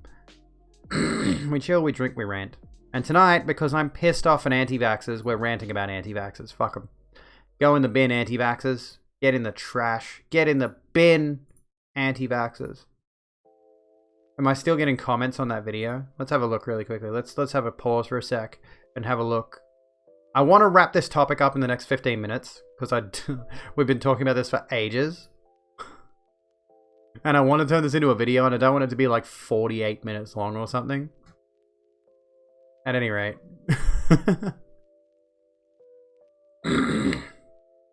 Anyway, where were we? What was it? Filthy and evil practice. Oh yeah, this is what I was going to get to. The proof that was needed is these people will point to any number of doctors, any doctor who decides to speak out, or any influential person who decides to speak out against vaccinations. immediately gains a following amidst their audience or their crowd or whatever that just gives the anti-vax crowd a ton of confidence that they did not need. You know, this is one of the major issues. Like, if you find a single doctor that's anti-vax, if you find a single dentist that doesn't want you to brush your teeth, for example, that's all the proof they need. That's all the proof they need, you know? As a doctor, you share the fuck them anti-vaxxers vibe. Well, kudos to you for being an anti-vax doctor. Good shit. Yeah, actually, on an off-topic remark, remember the guy at the Capitol Hill riots that was wearing an anti-Antifa shirt? I now want to get an anti-Antifa shirt. Can I get an anti-Antifa shirt? Fucking dickhead. What do you think the FAR stands for, dude? Anti-Antifa. The two antis cancel each other out and you're left with the FAR. What does the FAR mean? Extrapolate that for me, friendo. What's up, Atsy? How you doing? This is not an exhaustive list of anti-vaccination strategies, either historical or contemporary. There have always been individuals who capitalize on medical cries to push their own agenda. In the modern age of digital media, strategies of misinformation have evolved and expanded. Much like Ross, the leader of these movements gained social power by painting themselves as lone crusaders. As we get closer to a worldwide distribution of COVID-19 vaccine, we can expect to see more and more such crusaders publishing arguments against vaccination. Breaking down patterns of arguments Breaking down patterns of arguments seen repeatedly in the past can provide a useful lesson for combating them in the future. Well, there you have it. There you have it. Like, again, we can go through this just to summarize. What was it? Smallpox vaccine deniers minimize the threat of a disease. What are COVID vaccine deniers doing? What are COVID deniers in general doing? Minimizing the threat of the disease. They do this routinely. They claim the vaccine will cause more illness, or in the case of this, they're claiming it's going to, it's going to be either ineffective, hasn't been tested enough. They're going to say it's been rushed. They're blah, blah, blah, blah, blah, blah, blah. They're saying it's going to put a microchip in your arm. Like, they're going on and on about every single excuse in the book, right? Declare the vaccine is part of a larger conspiracy. That's, again, comes back to the Bill Gates microchip thing. Use alternative authorities. Again, has there been any... who else has there been any notable doctor that has spoken out against COVID, that has had some semblance of a following? I'm honestly not even sure if there has been somebody that they've called out and said, hey, this doctor disagrees with the vaccine. Is that a thing that's come up with this one? I'm not 100% sure. But generally speaking, all of these points... Yeah, Bill Gates is going to put a microchip in me. Let me read that again. Bill Gates is going to put a microchip in me. They post from a cell phone. As if you're not constantly being tracked every single day. So yeah, as we've gone through pretty much every point in here, there's more arguments to be made, but quite frankly, I think we've pretty much summed it up. Anti-vaxxers are stupid people and have been for over 135 years. I'm sorry if you have been coerced into, quite frankly, a really stupid train of thought. But you have. Buck up, buckaroo. That's how it is. You're wrong. Get over it. Perhaps actually educate yourself instead of trying to coerce people into thinking that your points have any validity. And stop trying to deflect as well. Please stop trying to deflect. I see a lot of deflection amidst anti-vaxxer arguments. They just keep pushing away. Again, they specifically use the conspiratorial angle, especially at the moment. At the moment. With the current anti-vax movement, they deflect so fucking much. I know they won't listen. They won't pay attention. But if I can even reach one person. I'm happy. If I can coerce one person. Just don't be an idiot. You're smarter than that. I would hope. You know? And if you do happen to flood this YouTube comment section, don't forget to like, comment, and subscribe. There we go. We're gonna cut it there. We're gonna call it on that one there. That's my anti-vax discussion for the night. We'll move on to another topic Let's just chill for a bit. Can we just chill for a bit? Is there anything else we want to talk about? Because we got a brief break coming up in about 10 minutes. Thank you for the hydration. I've been ignoring chat largely. I'm sorry. So, do I know Jair Bolsonaro? That's the president of Brazil, isn't it? Wasn't he a bit of a cunt? As far as I know, he's a bit of a cunt. What's the example here? Dominican American, famous for the Dominican Republic. Oh, you're talking about the BIPOC thing. We had to see fascism on this high level in countries that should have citizens educated enough to know fascism when they see it. The issue there, I think, the education is very bad and has been for a long time.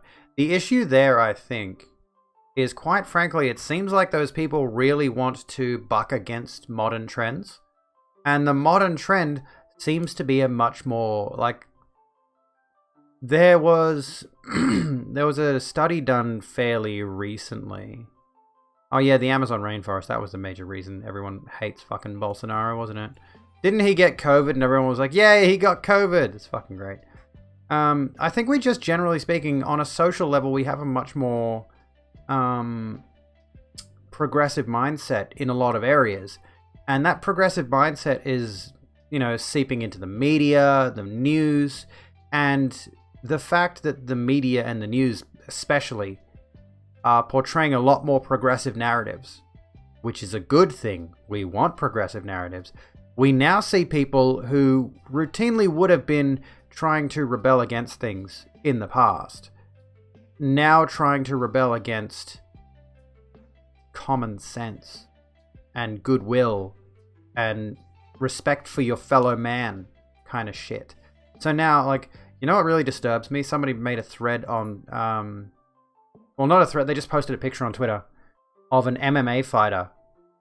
And I forget what exactly the context was. But there was an MMA fighter getting cleaned up between rounds or something like that. And there's this big swastika on the side of his arm. And then a few people in the responses... Let me see if I can find it. I swear I responded to it. Maybe I didn't. Hi princesses, how you doing? A few people in the responses to that tweet posted other MMA fighters with swastikas and other Nazi imagery on their bodies, like tattoos. And I'm like, dude, is there an infestation of Nazis in MMA? That wouldn't shock me at all, because MMA is very explicitly a might makes right kind of crowd. Always has been. Any kind of fighting sport, all about might makes right, and that's entirely the Nazi ideology.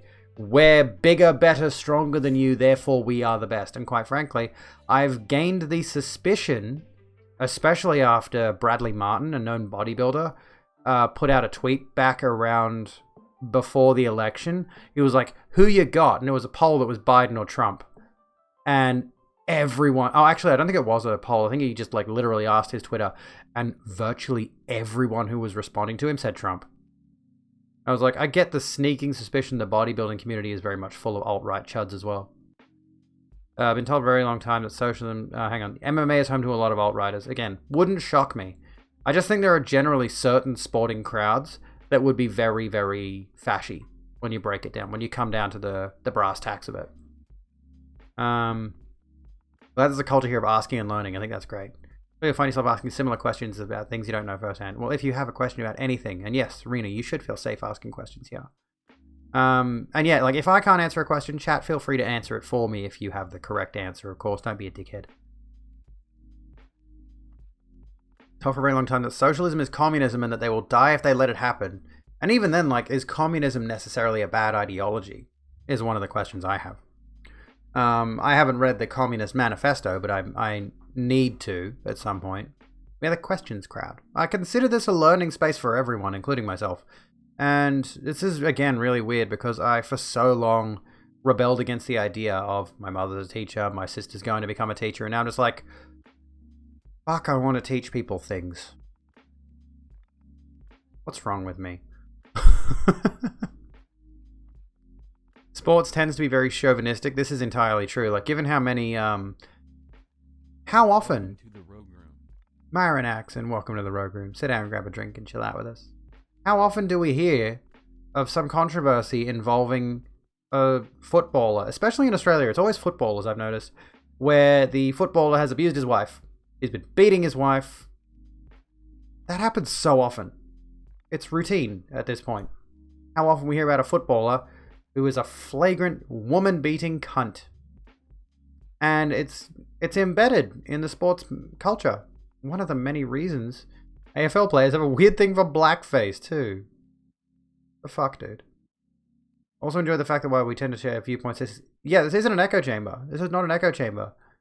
Trump was good friends with Vince McMahon, who runs the WWE, and there's a ton of overlap in their fan bases.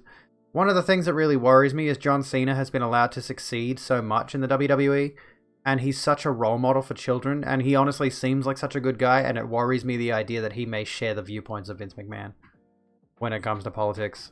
At the very least, we can assert that Dave Bautista, is a good bloke. Dave Bautista seems like a solid dude.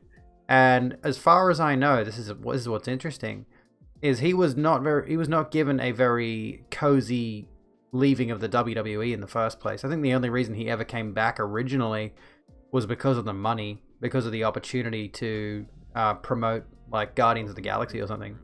Kyle Ackerman, welcome to the Rogue Room. Sit down, grab a drink, and chill out with us. And yeah, like Batista has been very, very heavy on his politics on social media, and it's fucking great to see it because he's awesome. He's one of us. He's a comrade. Batista's a comrade. Hindus and Buddhists use the swastika too, but white converts wouldn't use it in a way that could be taken out of context, unless maybe they're making some kind of anti-defamation point.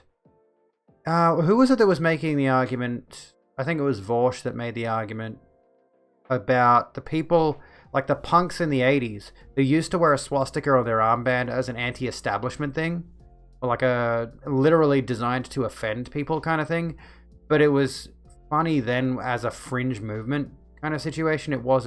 They weren't actually Nazis.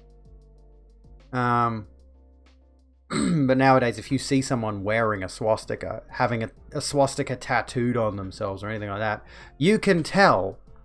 You can tell they're a neo-Nazi. You can tell they are a white supremacist. Woodster, honestly, you're gonna have to watch the video because I've just gone over every single thing wrong with anti-vaxxers. Get your vaccines. You're an anarchist, but you're still not convinced on communism. You can have a socialist democracy. I mean, ideally. It doesn't have to be a stepping stone to a communist society. That's actually very rare. I hadn't heard of punks doing it. I'd have to I'd have to refresh my memory on the punks wearing swastikas thing. But I do actually. This is what's kind of interesting. Was it the Dead Kennedys? Let me have a look. Yeah, the Dead Kennedys had a song called Nazi Punks Fuck Off. When I typed in Nazi Punks into Google Chrome, it gave me the suggestion Nazi Punks Fuck Off. And then when I clicked on that, the search result that actually comes up in the Google browser is Nazi Punks F Off. Google, are you censoring me? The audacity. Never heard that song, but I'm not gonna play it just in case of DMCA. You love the way my hair looks, thank you. The secret history of the UK's punky Jews. Let's have a quick glance through this really quickly. Hello, Magical Maiden. I'm gonna say that's magical. Is that supposed to say magical? Dead Kennedy's politics got bad. I know, I've heard that, unfortunately. Vampiress. What's Vampiress? Film. British horror film. Directed by Jose. Film contains the trope of the lesbian vampire. Was targeted by film critics for its depictions of graphic violence, sex, and its presentation of female bisexuality. I don't know why, but I read that as bestiality. I'm like, that's a very particular topic. It was first released in the United States in 1975. It's gained a large cult following. We need Rage to make a new album. Yes, we do. Motorhead had the Maltese cross and the Germanic Gothic font, similar style maybe. And AC/DC. And like, I don't even know if, could you argue? AC/DC's aesthetic very much exudes the SS look. you know? But I don't see AC/DC as a fashy band. Use the SS bolt. This is where things get difficult. You link the band you're talking about? Where were you talking? Which band was it? Oh, Vampiress. Okay, I looked up a movie. It came up with a movie. Oh yeah, if you want. We're gonna take a break in a minute. We're gonna take a break in a moment. Might have safe search option turned on. PC gone mad. A lot of punks are anti-fash, but shitheads getting everywhere. And yeah, like that was the issue with the reason that the Dead Kennedys made the song "Nazi Punks Fuck Off" was because there were actual Nazis invading the punk scene, and the Dead Kennedys saw that and were like, "No, fuck you, get out." It could be seen as more kinky than fascist. Clipped and shipped. Should we take a quick break? It's been an hour and a half. I usually take a break at an hour and a half. So let's take a break. I've got some more stories we can talk about. I've got some bangers in here. Before break, yes, hit me quickly. Before I go. We will come back, don't worry. We're not disappearing. We need Cube. Everyone take a moment to admire Cube. Everyone take just a moment. Take a deep breath. Can we get some Cube in the chat? Can we get... Look at that.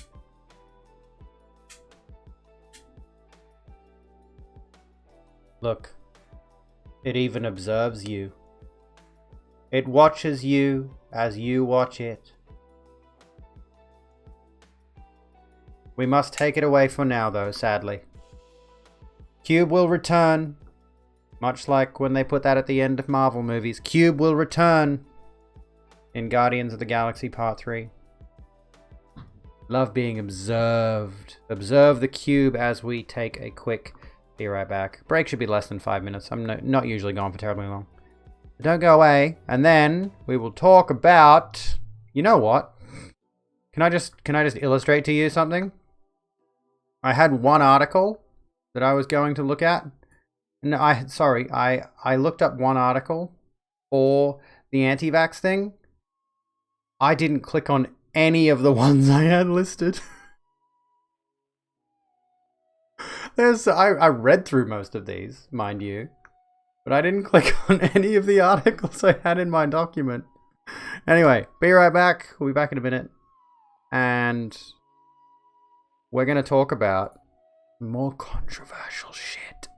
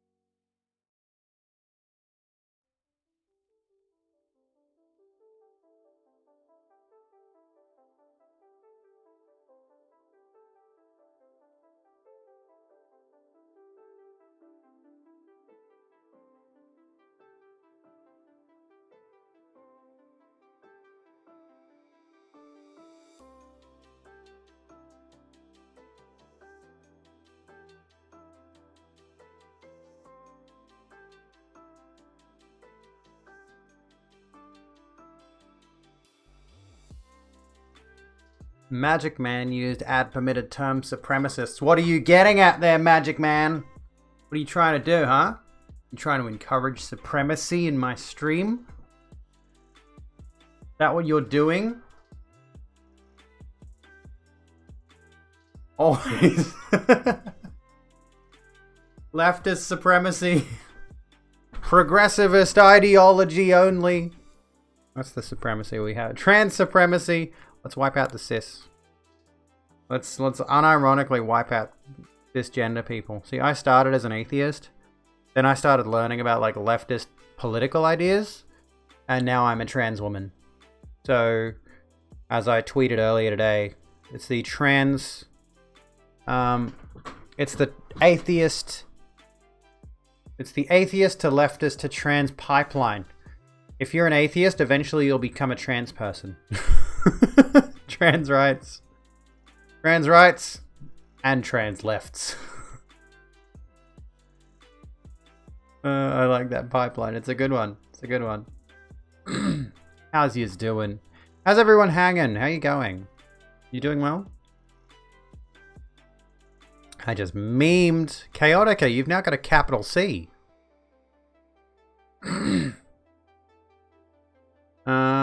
Ramstein isn't right wing at all. I would have not enough effort in me to go through like all the music I listen to and discover whether or not they're white supremacists or not, but I would hope it would be immediately obvious to me. Thank you for the hydration, Fox. Trans rights and trans lefts. Oh, let's do a bit of a stretch here. By the way, this shirt is almost effectively a crop. Like it's... If I stretch up... Ow, I just stabbed myself in the back of my hand with my thumbnail.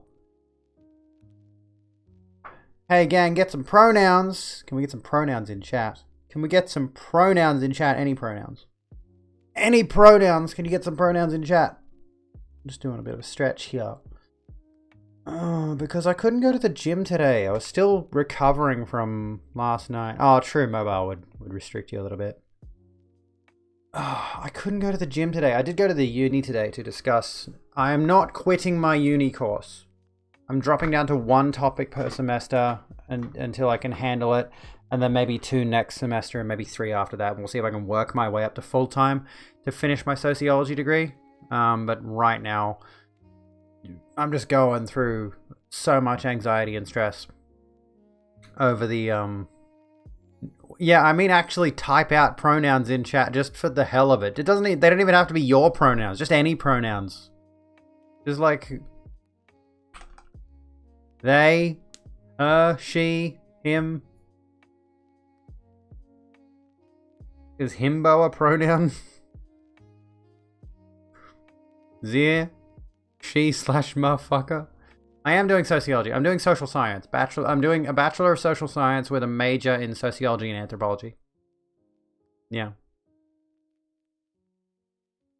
And I'm for the first semester, I'm doing the intro to sociology. And I have ordered my book, and yet they haven't taken money out of my account, nor have they sent me a receipt email. So now I'm worried. It's like, did I buy the book? But I bought the book.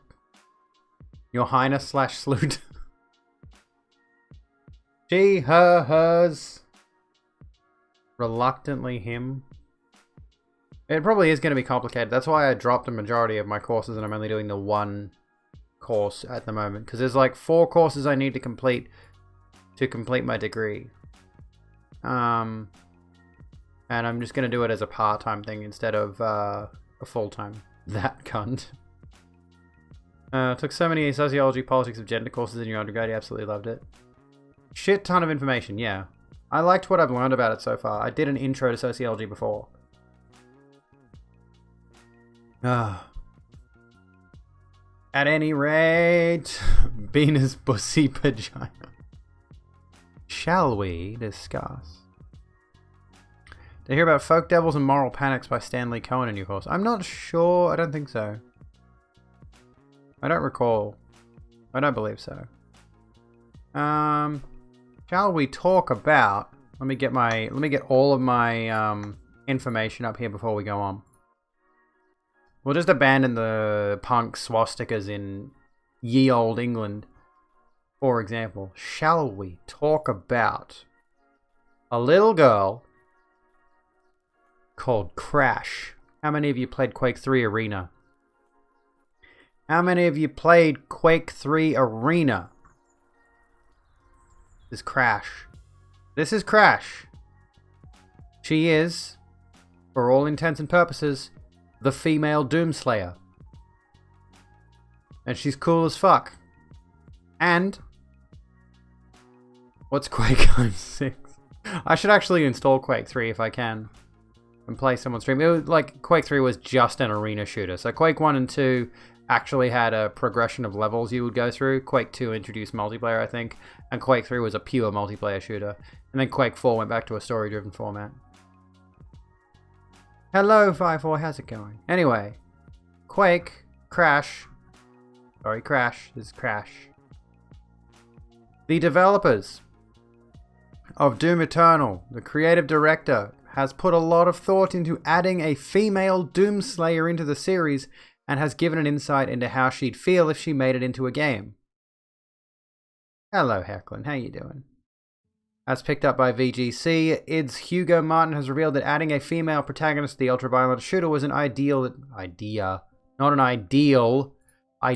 has been actively chatted about by the developers over at the studio. She already exists!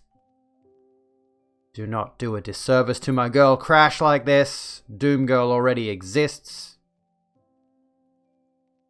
I've thought about adding a female Doomslayer, he said in a Twitch stream. I think if we did it, I'd want it to be lethal. Well, duh. I think it's interesting how it would impact the glory kills and the weapons she would have. The fighting style would certainly be all aggression, absolutely, but a different type of aggression.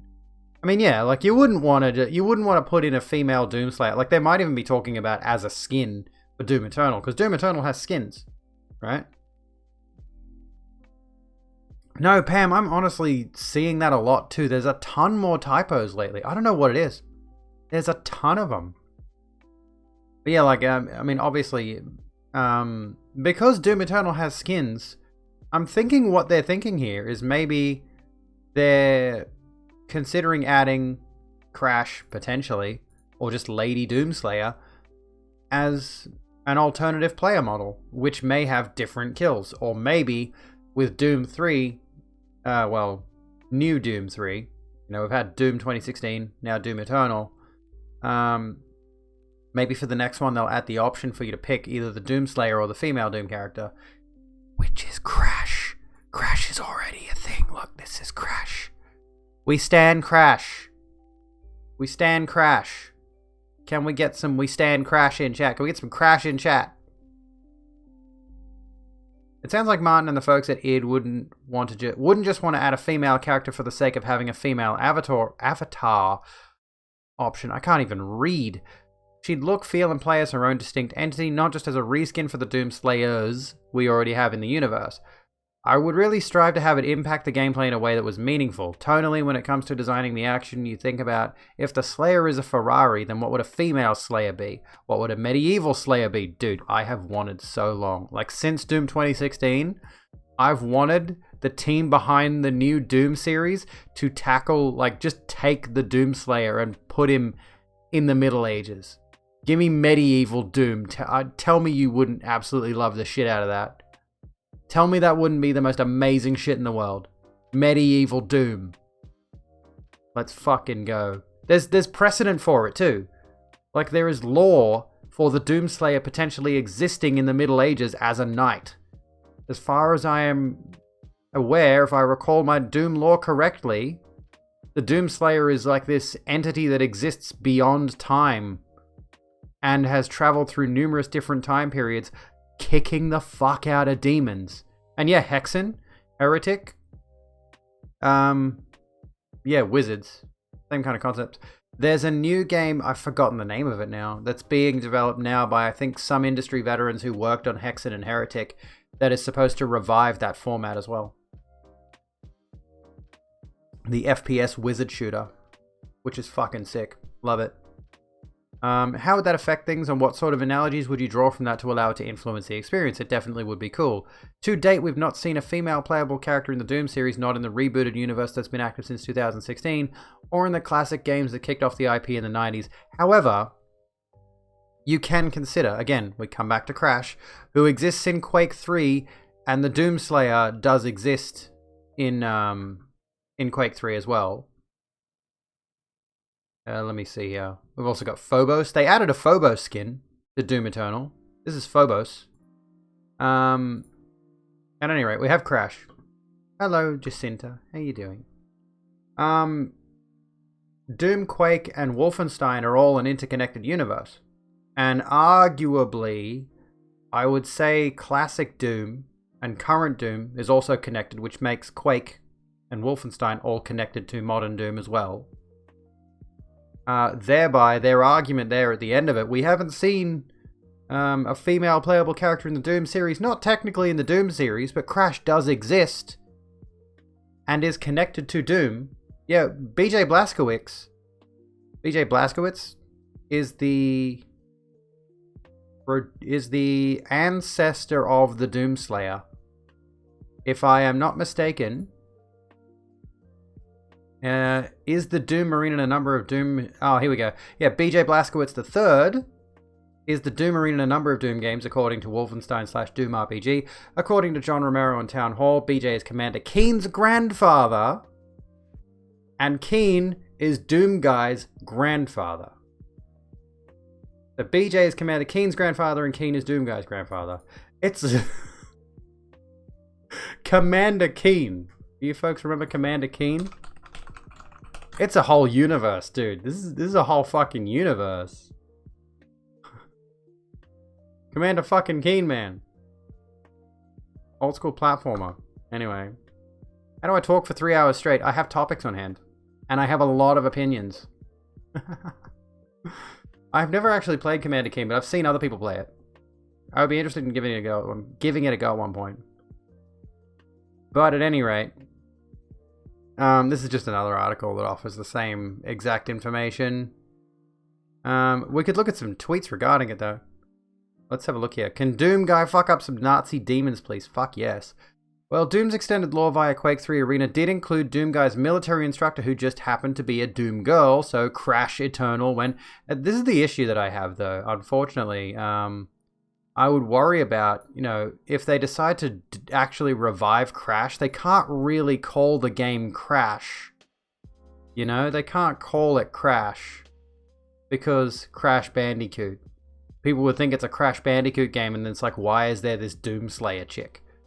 You're hungry. We'll have something to eat. Like Pepperidge Farm. A lot of people not knowing that Doomslayer goes on a rampage solely because they killed Daisy, his pet rabbit. They did. Doom Crash? What would you call it? You could just call it Doom Subtitle. You could call it Doom Subtitle. Whatever the subtitle would be. What would you call it? I mean, there has been Doom Eternal DLC, hasn't there?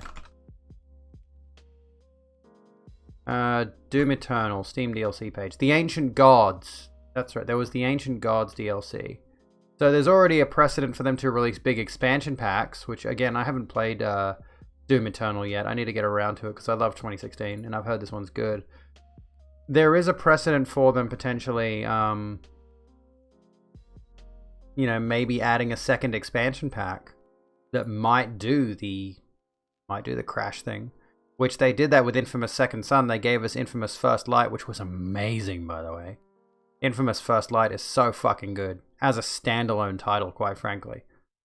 Playing as Abigail Fetch Walker. The superhero Fetch. You know what? I know that Mean Girls instilled in our brains that, we're never going to make Fetch happen, but I tell you what. Infamous First Light made Fetch happen. She was such a cool character. Want Isabella from Animal Crossing to be a playable character in a Doom game? Yes, please. I'm surprised they haven't done anything with that. I'm surprised... I mean, maybe it's because of Nintendo, but I'm surprised id didn't throw in any reference to that. CFD, crash fucking demons, yes.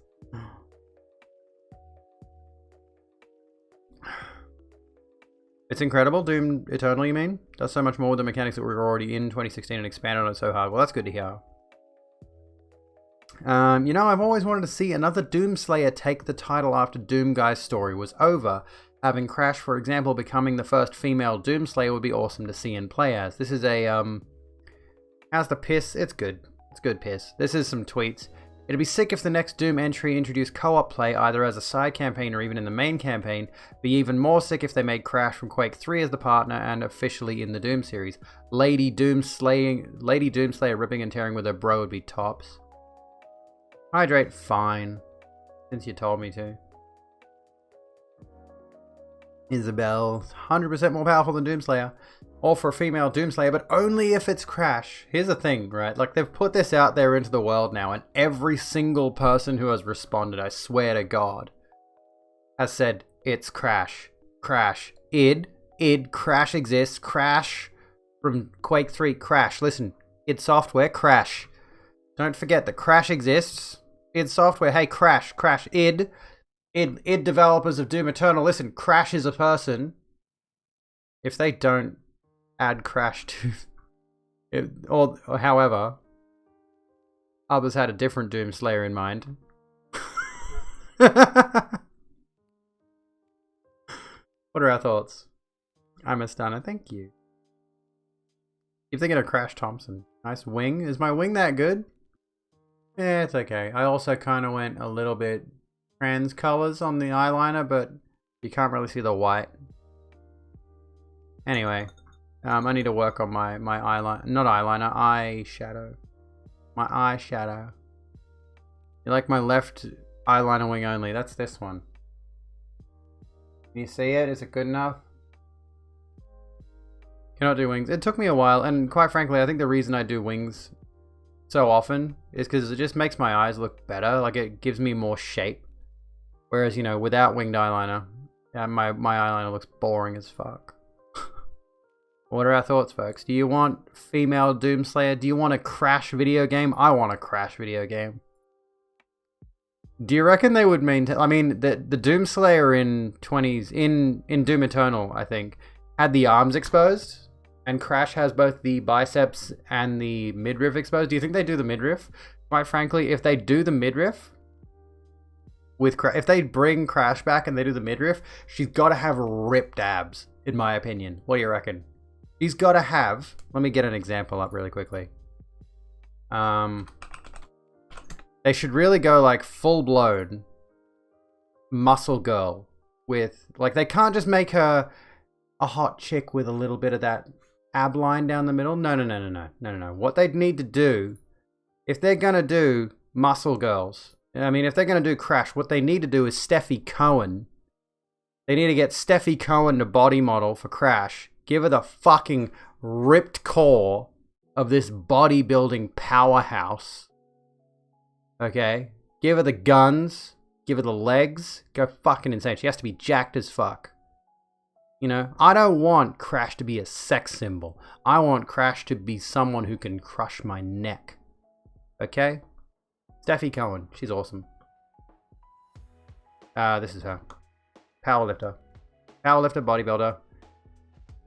Sometimes does photos like that, but most of the time it's, you know, she has to be scary. She has to intimidate me. When I'm playing as her, I want to be terrified of her. Like, look at this girl's muscles, dude. Jesus fucking Christ. Look at that arm. We're not going to use Gina Carano. Look at like the... Jesus fucking Christ. Like, every single muscle is just popping out all at once. Do like a woman who can crush me. Yes, please. We stop making anyone sex symbols. Yes, exactly.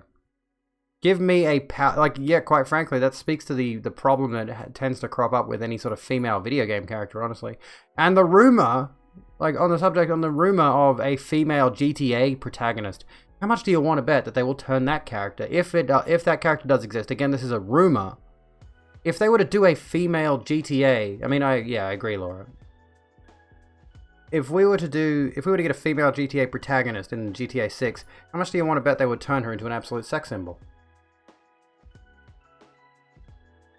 Mercedes? Wait, who is wait, you just Mercedes. What are we going back to the Doom Eternal character thing? Should be wearing absolutely nothing. And on the subject, shall we move on to this one? Because I know we all love a bit of video games. I know we love a bit of video games, mate. Just a little bit of video games. Why have I got this link posted twice? What? Why are there two separate articles? Oh, no, it's the same article. Why do I have the same link in my thing twice? Why have I got that there twice? Actually not sure if they would. RDR2 had Sadie Adler as legitimate tough cowgirl. Well, that's good. What are video games? I don't even play them anymore. You really want to play Dark Souls again? You should find yourself a copy of it. How much is it on Steam? Or like, I mean, on you know, whatever console you may have. Dark Souls on Steam is currently... I can't click on the thing. Hey, kitty girl, how's it going? Holy shit. Jesus fucking Christ, it's not cheap, is it? Try to find a pre-owned copy. This is Dark Souls Remastered. You can't buy Dark Souls Prepare to Die edition. Spelling... Well, you went the extra mile there. You gave me both. You gave me the U before the G and afterwards. That's impressive.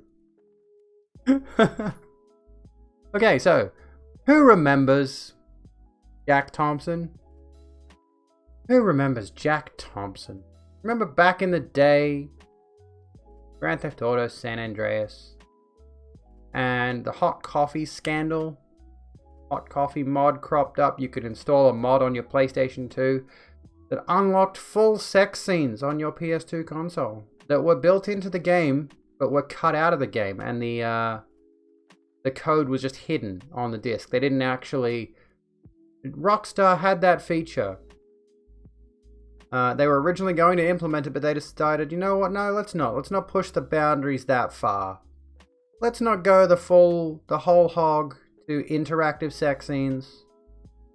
They decided, you know what, let's chill. Let's chill out a bit. Let's relax a bit. Let's, you know... ease off. So Rockstar said no sex scenes, no interactive sex scene segment for the dating minigame. We'll cut it out. But Jack Johnson, when the mod went viral, when the hot coffee mod that unlocked those sex scenes, which by the way were fully clothed until a further mod made the characters nude, which is just stupid. The sex scene, interactive sex scene minigame, I don't know, was, yeah, fully clothed. You could date the different girlfriends as CJ, and you could go into their houses and fuck them. And it was very shallow. And I think there's a reason they removed it, because it's just shallow bullshit. Wasn't a worthwhile feature to keep in. Rockstar obviously decided this. But the hot coffee mod sparked the interest of Jack Thompson, who then went out of his way to pursue a lawsuit against Rockstar Games for putting, you know, for putting sex scenes in a video game. He went after Rockstar for putting sex scenes in a video game, tried to get the game banned, and I think it was just a wholesale attack on video games, generally speaking. Well, history is repeating itself. I'd have to revise, like, what actually happened with the, he ended up getting the Jack Thompson GTA. Yeah, Jack Thompson, American activist and disbarred attorney in Coral Gables, Florida. Yeah, he didn't touch on God of War, a video game banned for sex. Well, it didn't get banned. He is known for his role as an anti-video game activist, particularly against violence and sex in video games. During his time as an attorney, Thompson focused his legal efforts against what he perceives as obscenity in modern culture. This included, shock and horror here, rap music, broadcasts by Howard Stern, the content of video games, and their alleged effects on children. I find it kind of funny that they've put in brackets on his Wikipedia page, activist and not lawyer. Yeah, conservative lawyer. Absolutely conservative lawyer. Anyway. History repeating itself. We've gone over this tonight already. Chicago lawmaker proposes bill to ban sale of violent video games like GTA 5. Yeah, won't someone please think of the children? And there's a big thumbnail of a Mortal Kombat fatality. Thanks for that. It's kind of gross. You know, I'm trying to look at this and I have to look at blood spurting out of a cracked skull. Or whatever. Carjackings are on the rise in Chicago, and as a result, one lawmaker is proposing a bill that could potentially ban the sale of violent video games in the city altogether. I get the suspicion it won't, but go on. As reported by the Chicago Sun-Times, Democratic Representative Marcus Evans Jr. has introduced a bill that will amend the city's 2012 law that prevents the sale of violent video games to minors to be expanded into a full ban. HB 3531 will take a ban that applies only to people under the age of 18 and expand it wholesale. That's a bad fucking idea, isn't it? Adults can make their own decisions. Thank you very much. Yeah, maybe they should consider banning systemic racism instead. Might be a good idea. Literally 1984. Can we get some 1984s in chat? According to the summary, HB 3531 amends the violent video games law in the Criminal Code of 2012. Changes provisions that restrict the sale or rental of violent video games to minors to prohibit the sale of all violent video games. As part of a growing concern over the increased rate of carjacking in the city, the lawmaker is proposing a ban on games like Grand Theft Auto. The bill will also modify the current definition of violent video game under the Criminal Code to mean video games that allows a user or player to control a character within the video game that is encouraged to perpetuate human-on-human violence in which the player kills or otherwise causes serious physical or psychological harm to another human or animal. Psychological harm to a line of code. I'm sorry, but the NPCs, like, if I break Sonya Blade's kneecaps, she's not gonna remember it. I'm sorry, that's not how that works. There's no psychological harm in a video game to an NPC. Yeah, I'm a criminal. I play video games. I bought a Grand Theft Auto game in Chicago and they put me in jail for 10 years. Love video game moral panic. Legit people freaking out over how much sex young people are having in the 60s, 70s now. They're playing too many video games to have sex. Apparently that's also a problem. I think youth are just a problem. In a statement to IGN, the Electronic Software Association disagreed with the proposed bill. Shocking. While our industry understands and shares the concerns about what has been happening in Chicago, there is simply no evidence of a link between interactive entertainment and real-world violence. We believe the solution to this complex problem resides in examining thoroughly the actual factors that drive such behaviors, rather than erroneously ascribing blame to video games based solely on speculation. Oh my god, ESA went for the racism route. That's what that was. Did you see that? We believe the solution to this complex problem resides in examining thoroughly the actual factors that drive such behaviors. They went for the institutional racism angle. They said, listen, Chicago, maybe the problem resides with how you treat people to the fact that they end up committing crimes. Like car theft, people will steal cars to sell them. People will steal cars to break them down for parts and sell the parts. Like, ESA is taking off the mask, saying, listen, Chicago, the problem lies squarely with you, not with Rockstar Games. What'd you miss? We're talking about a proposed bill in Chicago, Illinois. Chicago lawmaker proposes bill to ban sale of violent video games like GTA 5. A game that's been out for 8 years, mind you. Violent games have long been a target of lawmakers for reasons beyond violence. Lawmakers in Hawaii proposed banning games with loot boxes. I mean, that's a fair one. After worries, these mechanics are gambling. That's actually a legitimately good one. And video games are often cited as causes of concern following public displays of violence in the United States. The bill has yet to be voted on, but Chicago already imposes a $1,000 fine on retailers who are caught selling violent video games to anyone under 18. And that's really all you need, isn't it? Sexual assault is where you draw the line. Any game containing that should be banned. You're tired, you might go to bed, Fox? Sounds good. Have a good sleep. Have a good rest. Fuck loot boxes. All my homies hate loot boxes. I mean, I agree. With the sexual assault thing. I think we've relied too long in media on the concept of, hello Moo Cow, how you doing? I think in media in general, we've relied too much on the concept of, like, sexual assault, rape, and all that. This means our universe is edgy. I'm so over that. I am so over that entire concept in media. Game of Thrones and anything else. You know, it's kind of boring and trite at this point. It's just a way to say, oh, look how dark our world is. And I'm like, I don't want it. I don't want to see that shit anymore. It's traumatizing. Yeah, it should be portrayed as a horrific crime, yes, but it's often, even if it is, it's still like, do we need the representation of that? When it's so routinely just dragged out. Here we go. VentureBeat, when was this published? 2010. Goodness me. My 4-year-old son plays Grand Theft Auto. And here's an image of the hot coffee mod in action. Push up and down in rhythm. Left mouse button, change view. Left shift, change position. Excitement meter. This is what is corrupting your children. Didn't I have another link that I was going to read about this very thing? I swear I had another link. This post has not been edited by the GamesBeat staff. Opinions about GamesBeat community writers do not necessarily reflect those of the staff. At the very impressionable age of 4, my son loved Grand Theft Auto. More specifically, the version he played was the hot coffee moddable San Andreas. Before CPS bestows upon me the prestigious honor of Father of the Year, allow me to explain.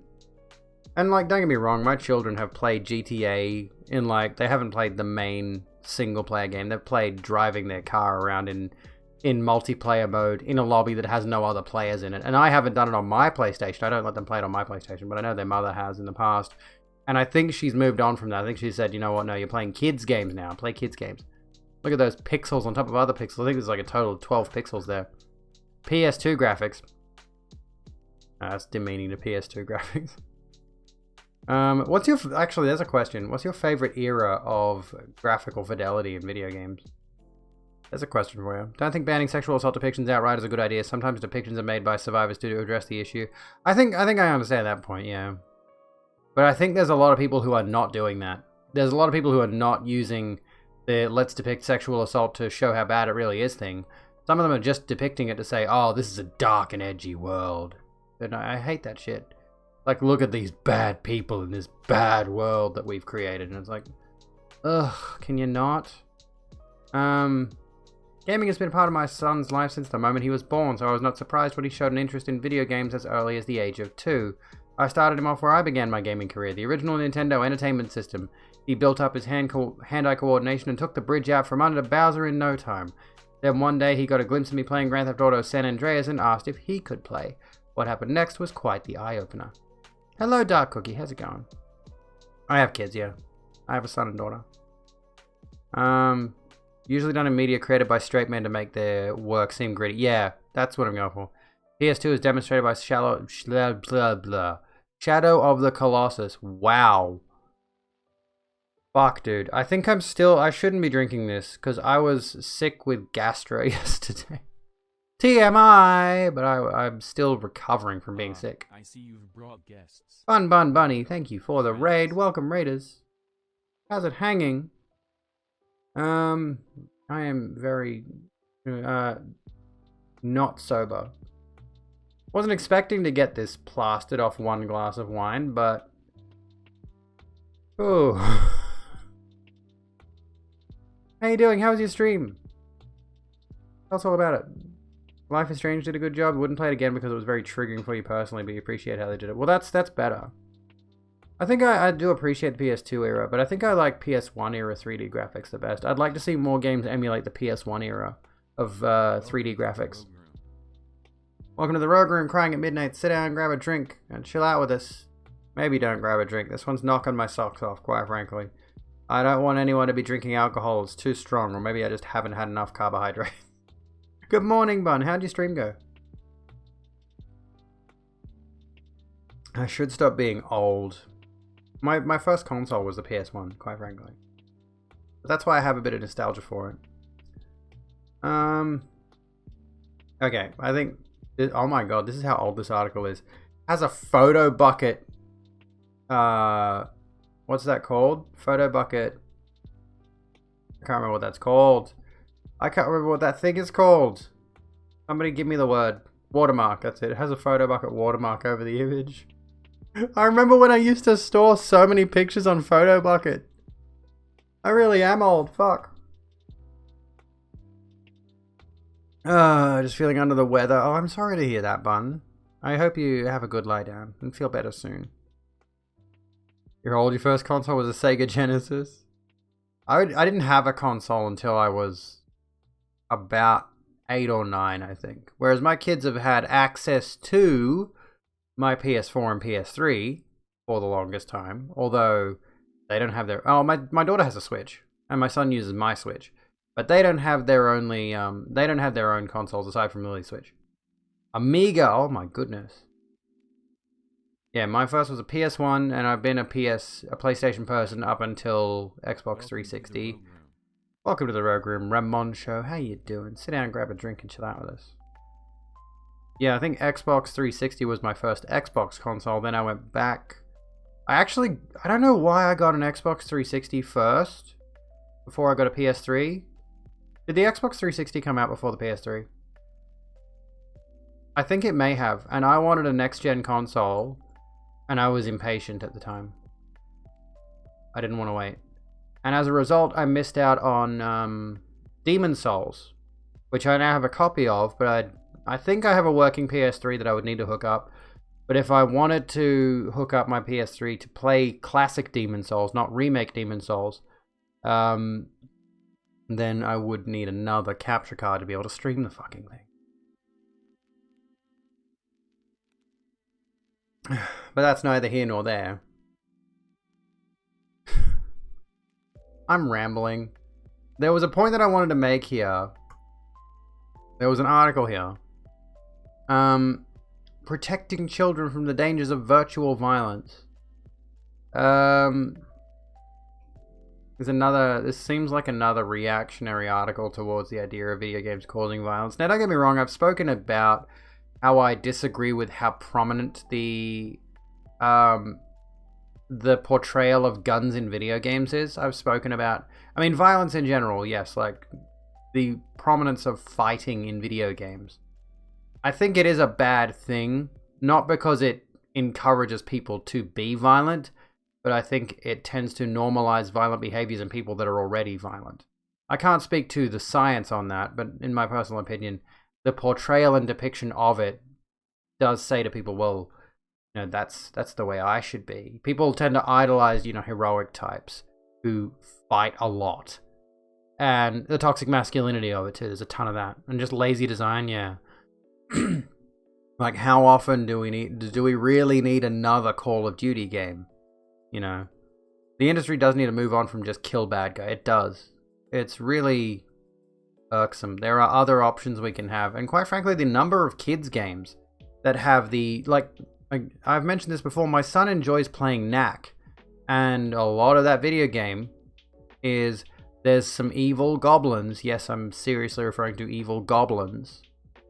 And you got to wipe out the goblins. Like, honestly, I think a significant portion of the storyline is literally commit genocide. It's literally a children's game designed around commit genocide. Wipe out the goblins. That's the main storyline of Knack. I've heard him play it so much that I know the story beats at this point. 97 is ancient. I was born in 89, you fucking assholes. First year of Gen Z is 97.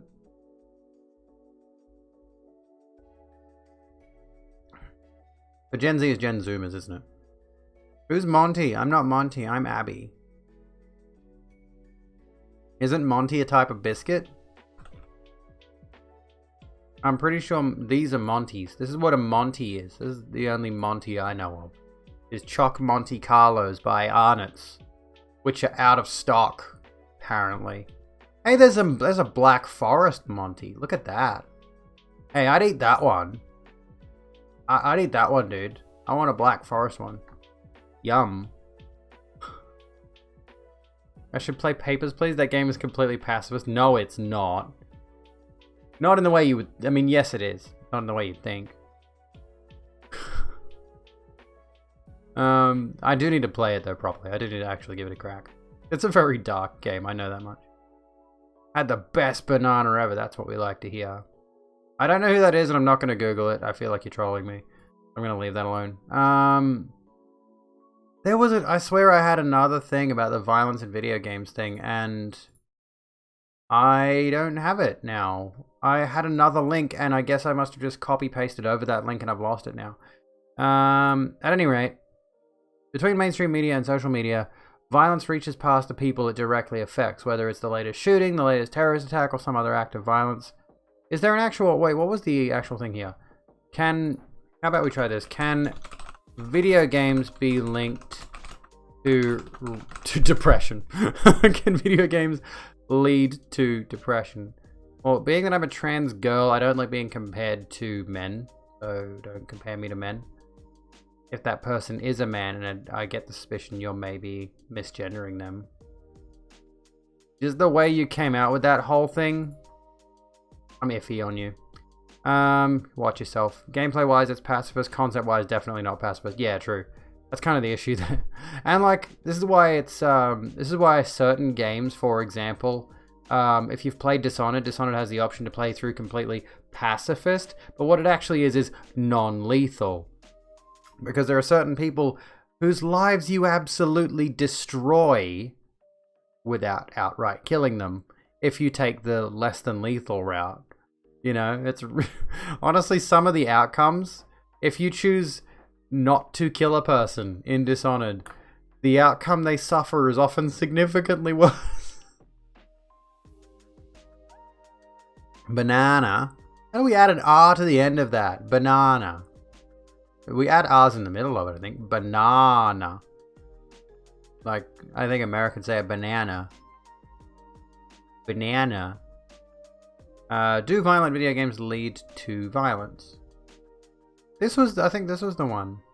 Here we go. Violent video games, myths, facts, and unanswered questions. Now, keeping in mind this law, this proposed bill is talking about violent video games causing carjackings.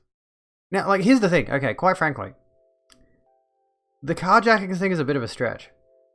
Whereas the normalization of gun crimes in video games and the normalization of, like, hand-to-hand combat in video games, I think does have some factor of, again, encouraging already violent people to potentially act out their violent fantasies.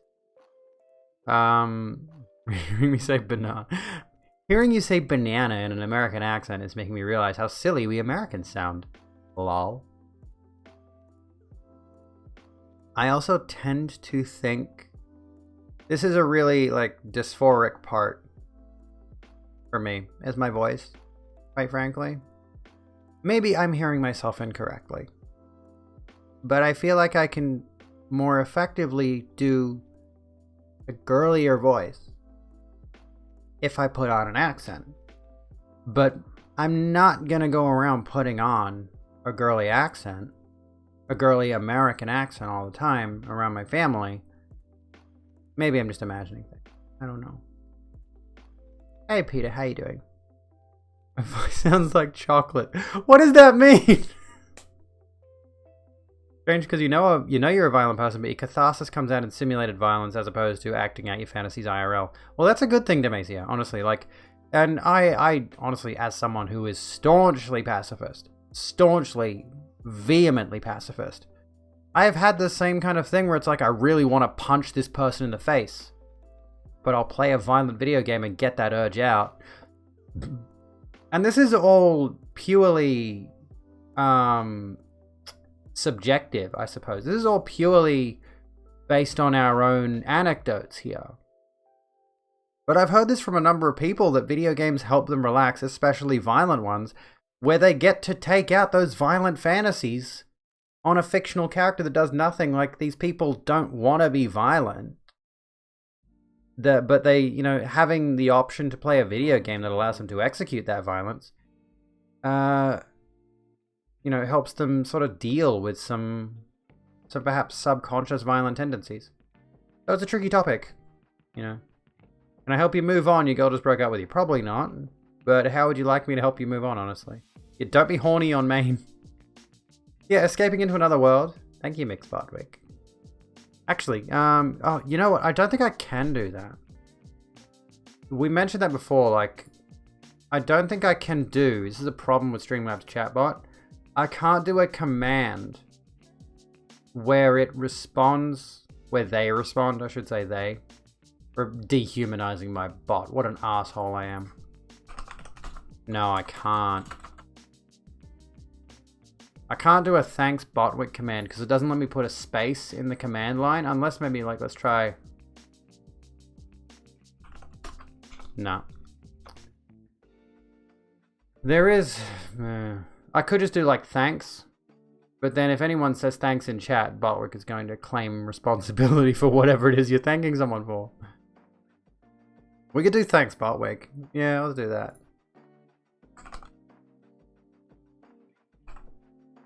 Try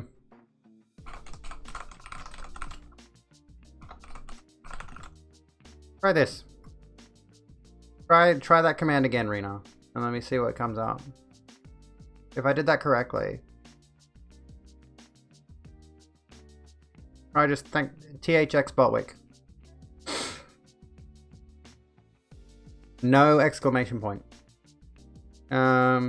Think your voice is deeper than mine. I can do a deeper voice. Sometimes I let it slip.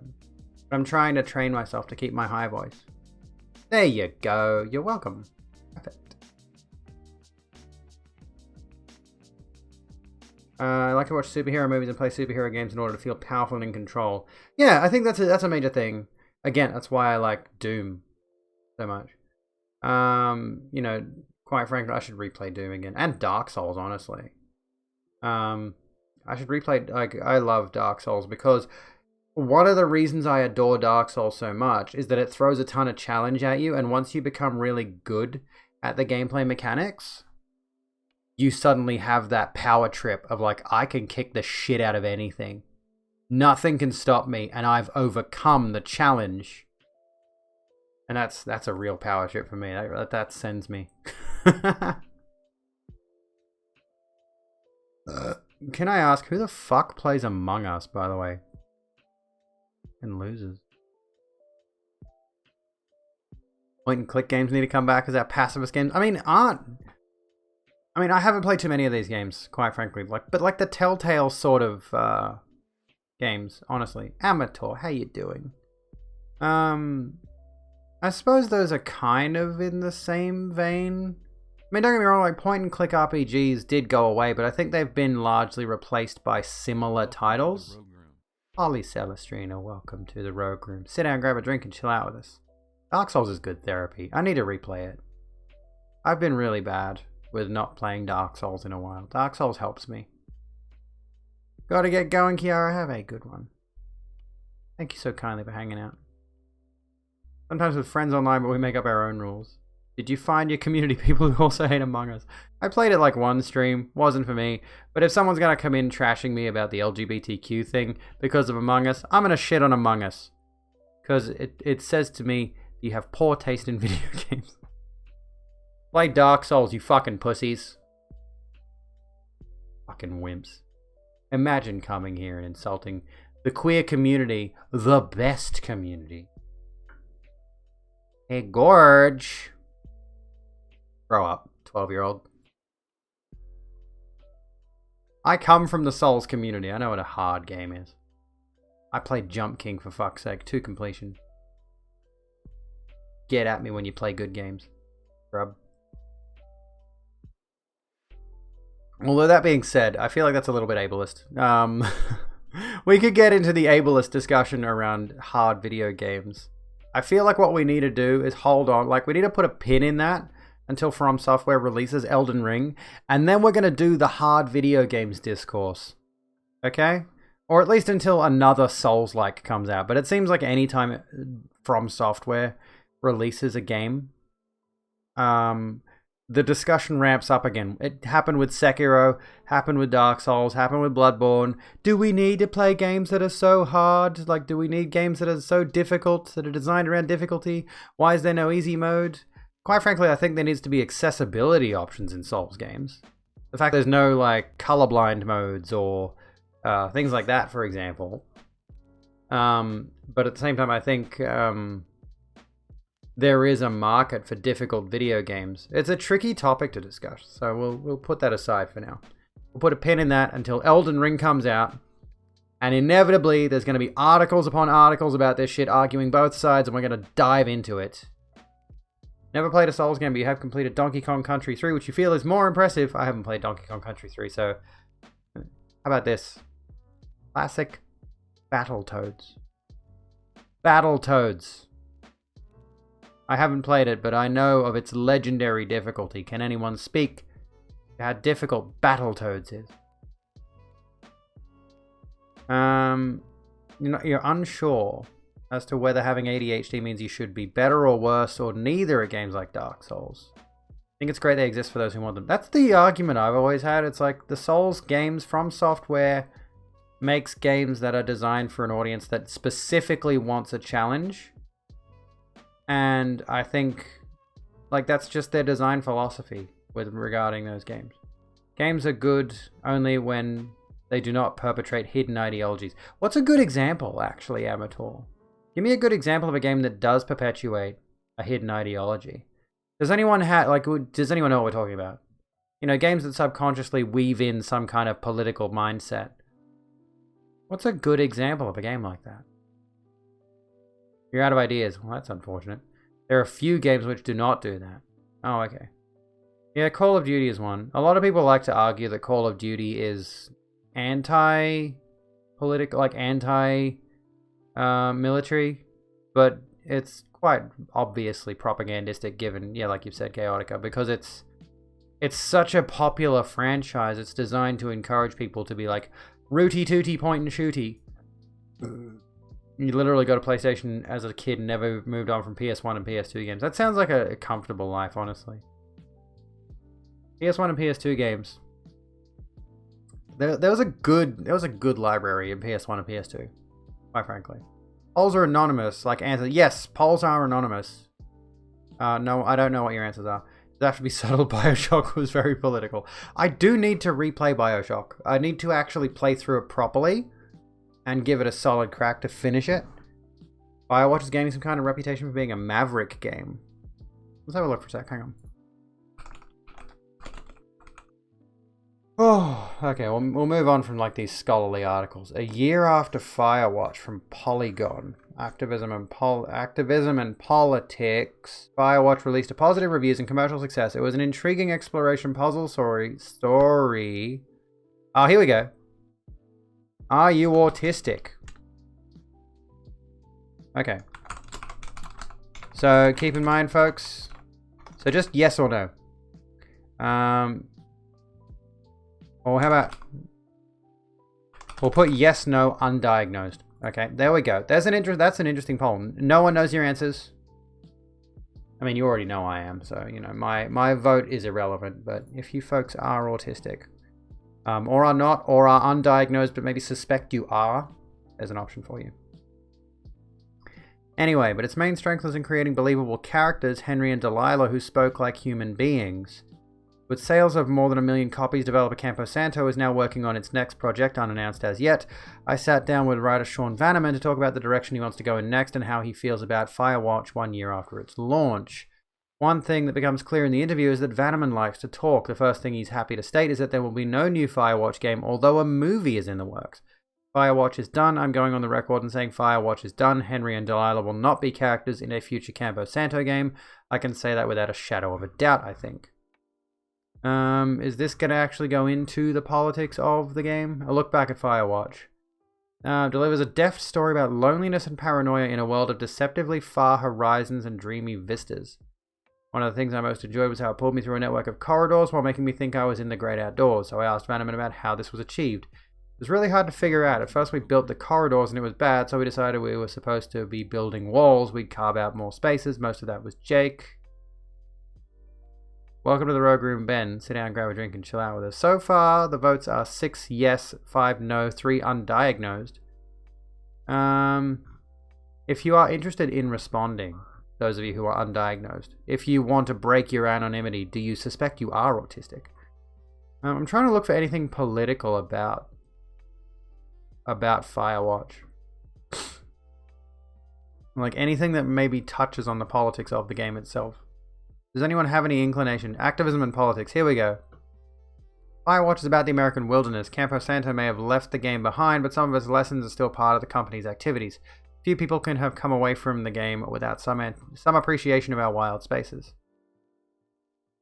So 6 of you said yes. There we go. Well, I'm one of the 6, so at least 5 of you. I'll take a hydrate, why not? We're working with a group called keepitpublic.org right now to help promote education around public lands not in Australia, in America. The public land system is really good. The federal government shouldn't reduce it. That stuff ties into Firewatch. He offers perhaps a tiny clue as to the themes of Campo Santo's next game. No one wants to hear me write about why I think we should have a national service program or the National Endowment for the Arts, but we're always going to write about stuff that's aware of the social facts, and the social facts are a lot different than they were when we started Firewatch. Partner suspects he may be autistic, but has not sought out a diagnosis. Is he perhaps worried about having a diagnosis? Because I can understand that viewpoint. I can understand people who suspect they may be autistic but don't want to know. Because that's another... I mean, autism is still very, very stigmatized in 2021. It's still something that a lot of people deal with. A lot of people deal with the inherent fear that if it becomes known that they're autistic, that it's going to lead to bad things for them. You know? Anyway, where were we? Gotta get headed out. Goodbye, Cube. Here's a last little glimpse of Cube. Or you go, Rena. Thank you so kindly for hanging out. Appreciate you being here. Anywho, this is a great quote. The idea that games shouldn't have politics in them is fucking bullshit. Everyone knows that. Art is politics. Indeed it is. Like, Welcome to Earth. We're so political. So we're political in terms of the social facts of the characters, but we're not going to do anything about, like, the rise of Trumps. Ask him how he feels overall about Firewatch now that it's been a year. Who gets to make games like that? It's outrageous. And then to turn around and see it be successful, I feel very grateful to Firewatch. I had to do a video capture of it recently. I see flaws in it, but also look at it and I'm really happy. Like, yeah, man, look at the fucking thing we made. Awesome.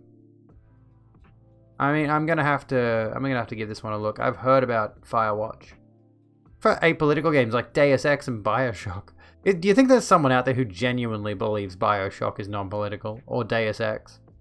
I think he has a real fear about it. He doesn't want it to be potentially confirmed. That would be worrisome, yeah. Made the first step into getting into therapy this week and we're able to discuss ADHD and BPD. Well, there you go. That's good.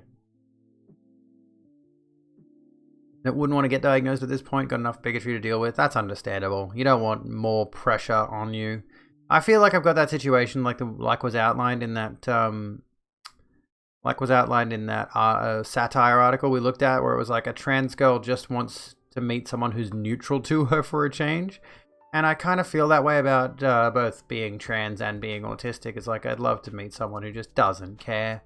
I'm just a person to them. I mean, I think I do have a few friends who are honestly like that, like legitimately like that. But there are people who have been either one way or the other about autism or transness or being gay or anything like that. I have met a number of people who are in that kind of, you know, they go too far one way or the other. Sorry for a segue. No need to apologize. We're not really on a specific topic at the moment, so Rule 2 doesn't really apply right now. We're not like heavily on like the anti-vax thing like we were at the start of the stream. I had absolutely no idea about autism, or rather the specifics of it. When your friend told me she was autistic, so she inevitably suffers ostracization from society, you were indignant. You felt she had a different personality, that we must respect her and not expect her to be like the rest of us. No, that's not a wrong attitude at all. Like, we just felt she had a different personality and we must... Yeah, like, that's really what I think a lot of autistic people want, is they just want to be seen as, we're different, but you don't need to treat us like we're different. You know, we have differences from neurotypical folks, but we're not inhuman. We're not some kind of freak to be looked at and judged based on the differences that we have. You know? That's a good attitude to have. You know, just respect her and treat her like the rest of us. Therapy's been so helpful to you. I'm glad to hear that.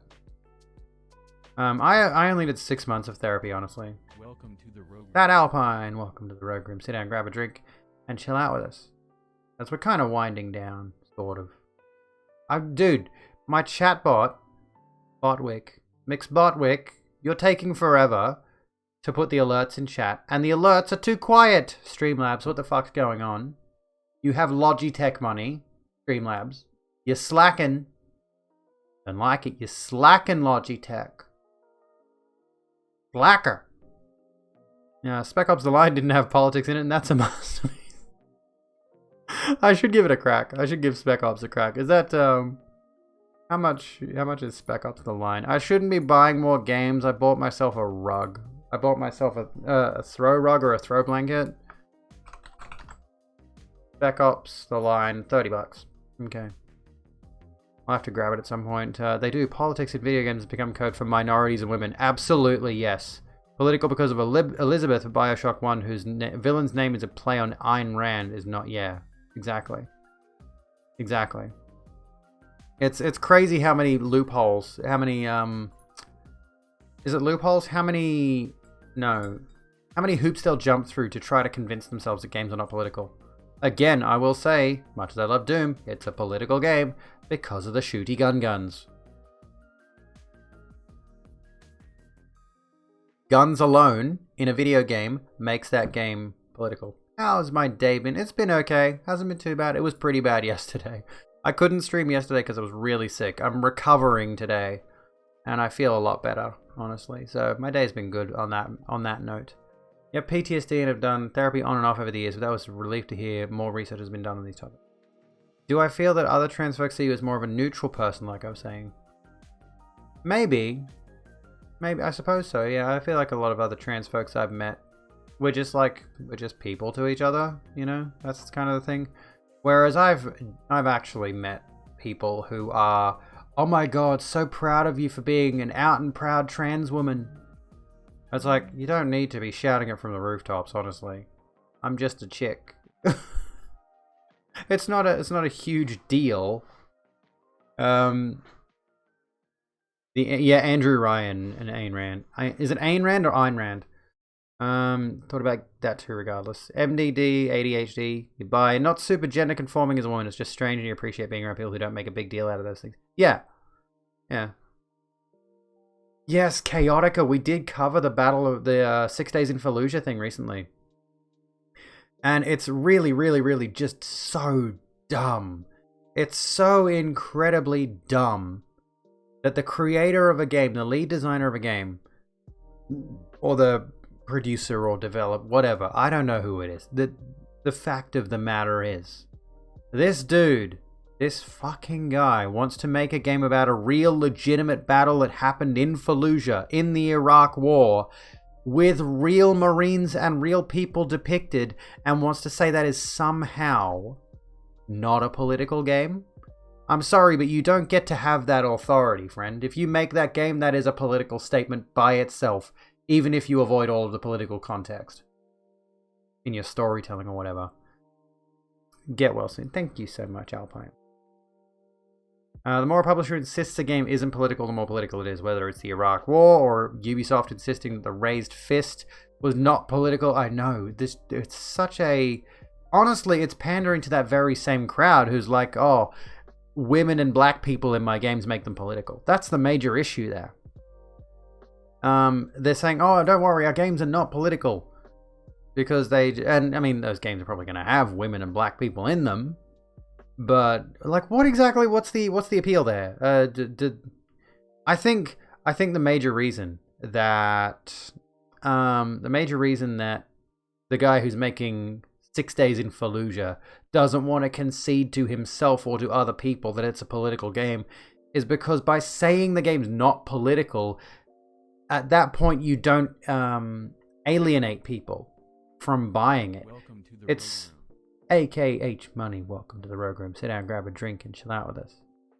By saying a game is non-political, you are saying, oh hey, everyone can play our video game. It's basically just it's basically just opening the floodgates to say, well, you know, we don't want to push any sort of political narrative one way or the other, thereby we have a bigger audience to pull money from. more people are going to buy our game if they think it's non-political. But anyone with a lick of sense on the left will look at it and say, well, hang on a second, it's about the Iraq fucking war. How are you going to say that game is not political? And again, I fully believe any game that even has guns in it is political from the perspective of it's a pro-gun narrative. Hello, Deathcore. Hello, Linky. How you folks doing? It's about the sales, just like everything else. It's about pure... And that's a political statement. No, I am not a transvestite. Please learn your terminology. What was I saying? Oh yeah, the capitalism aspect of it. The capitalism aspect of it. It's like by trying to say you don't have a political narrative that you want to tell, the aspect of political capitalism gets thrown into the mix. You are now asserting that because you don't want to have a political narrative in your video game that's about a political war, or about the raised fist in, what was it, Ubisoft's... I forget what the mobile game was called. And anyway, I'm like still semi-drunk. Sorry, forgive me for a second while I'm trying to get my thoughts around this topic really quickly. The metal community makes you cringe? Wait, like the metal music community or the metal working community?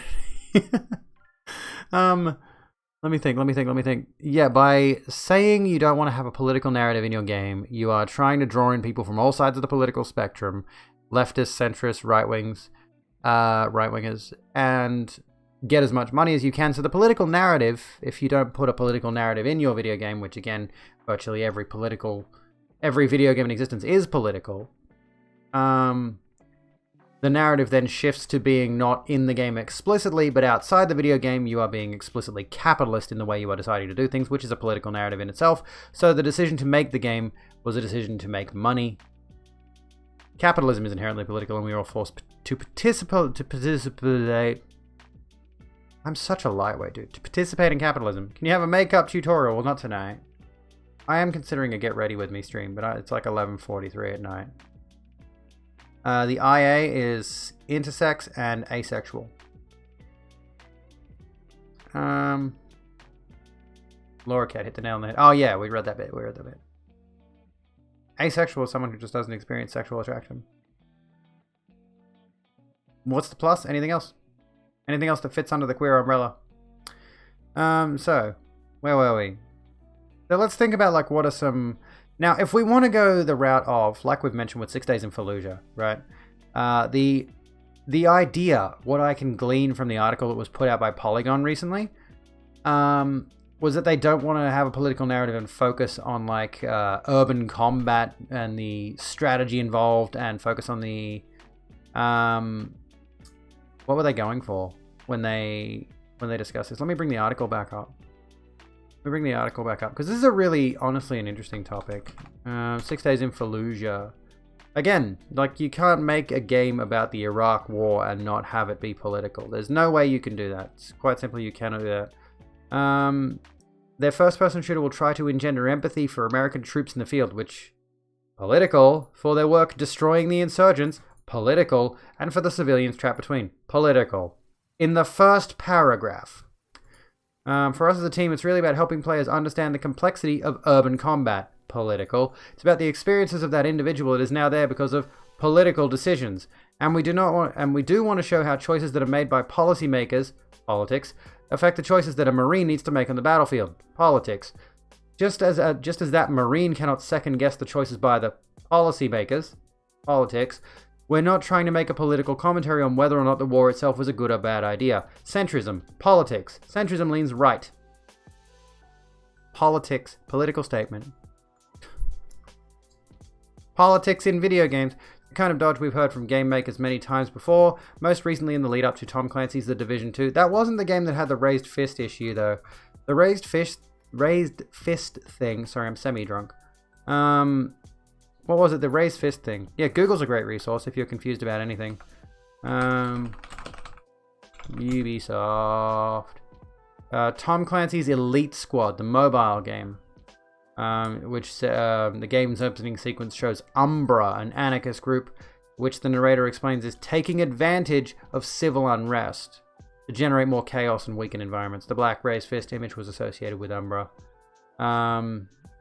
Ubisoft said in its apology, oh yeah, hang on. After the video was uploaded, several fans criticized how the imagery, including the fist, appeared to cast the Black Lives Matter movement as a terrorist group.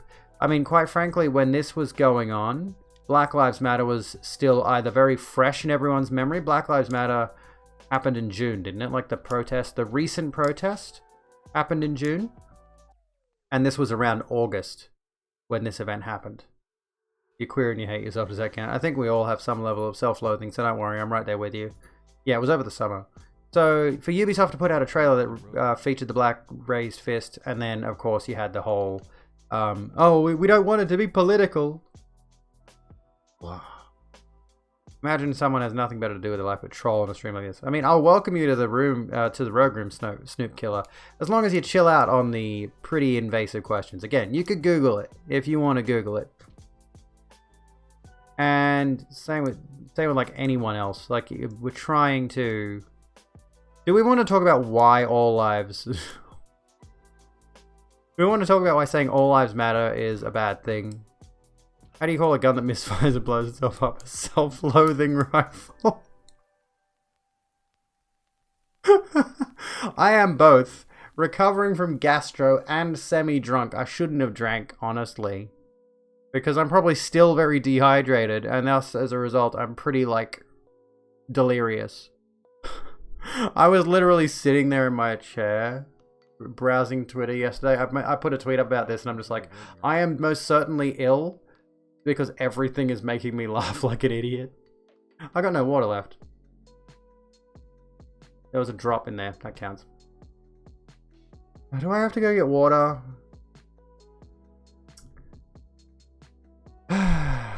Give me a second. Welcome to the Rogue Room, by the way. William and Glizzik, sit down, grab a drink, and chill out with us. I'm going to go grab a drink. I'm going to go get water. Don't go anywhere. I'm a chick, by the way. I have chick parts.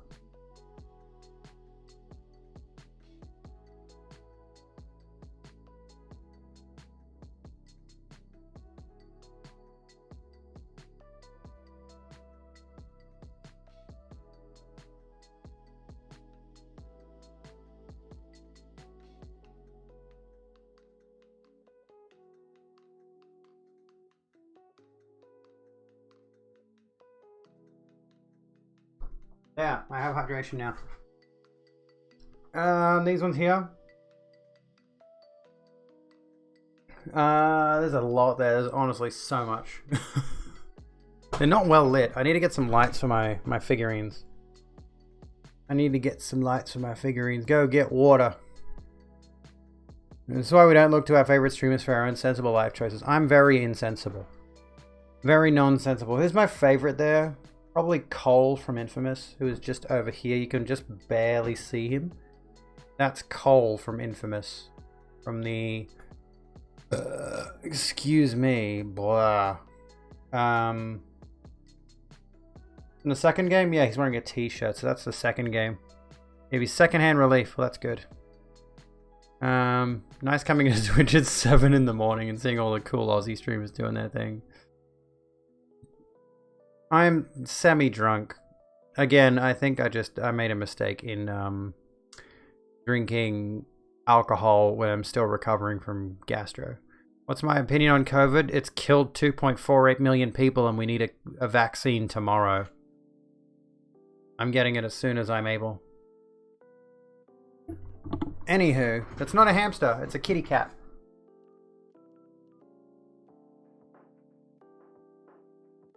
It's a kitty cat. Look. It's a cat. Did that person get banned? No, they got timed out. Okay. You like it? You like the kitty cat?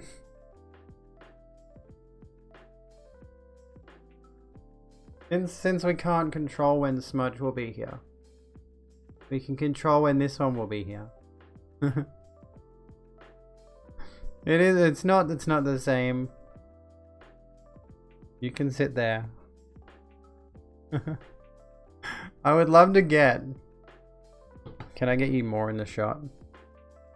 There we go. The cat can stay there. Ugh, my chest is starting to hurt. Smudge is my actual cat. Little tuxedo cat. He's tiny. He's a tiny baby. Head pats. We get head pats for cat. Or fake cat. Are they as soft as everyone says they are? I heard they're like nothing else. Wait, what? The deaths under COVID, like many other deaths, should be listed as deaths under capitalism. Yes, they fucking should. Capitalism led to COVID deaths. Again, we come back to that thing. The Venezuela thing. The people saying, this is what life is going to be like under socialism. And it's a picture of American store shelves under capitalism. Or when, Venezuela. So in Australia, does having a pet spider just mean buying a tank and then waiting? Pretty much. Yeah, that's all I did. I just bought the tank, bought the enclosure, set it out, and then Vest just moved in. You wait for them to do their own thing. What was the other thing? There was another anti-capitalism point to be made. Oh no, sorry, it was the other thing when all the Trump supporters were like, this is what it's gonna be like under Biden's America, and they were showing riot footage from Trump's America. This is what life will be like under Biden. This is life under Trump, dickheads.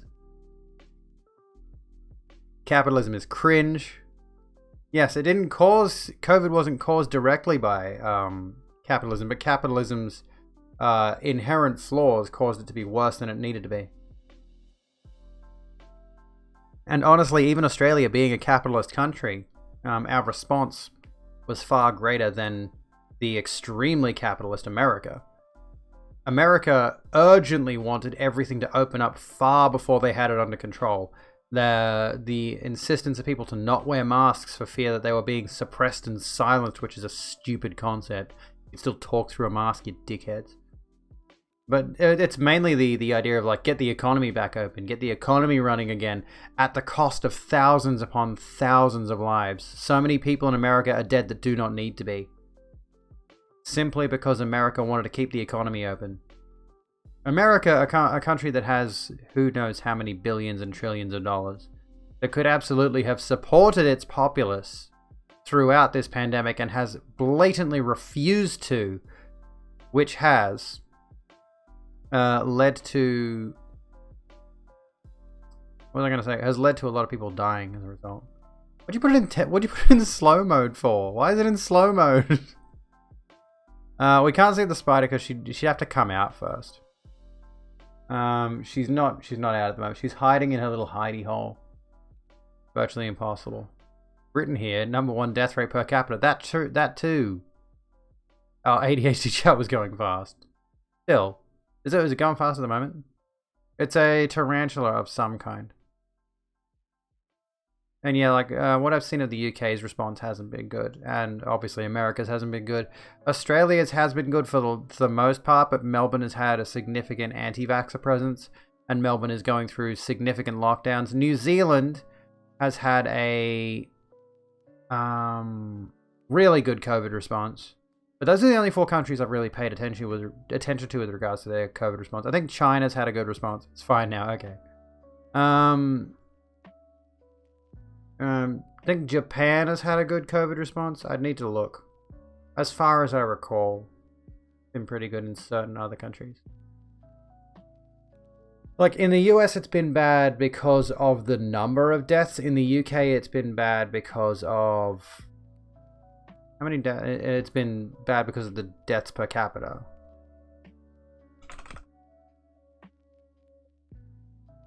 So yeah, the UK has had 121,000 deaths. And the USA has had 500,000.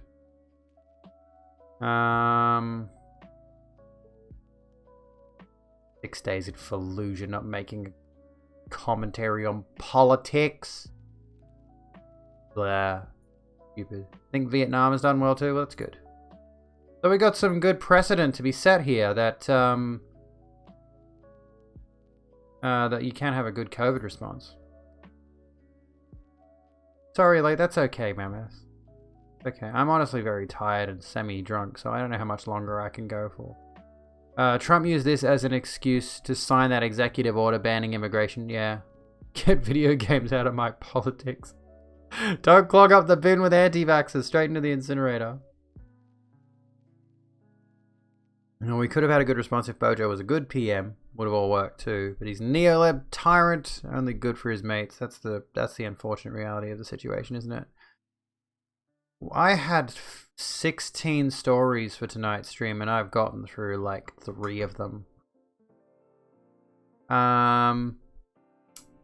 We did the anti-vax bullshit. We did female doomslayer. We did Chicago to ban violent video games. We'll see how that goes. I doubt they're actually going to ban violent video games. There's so much else that I missed tonight, though.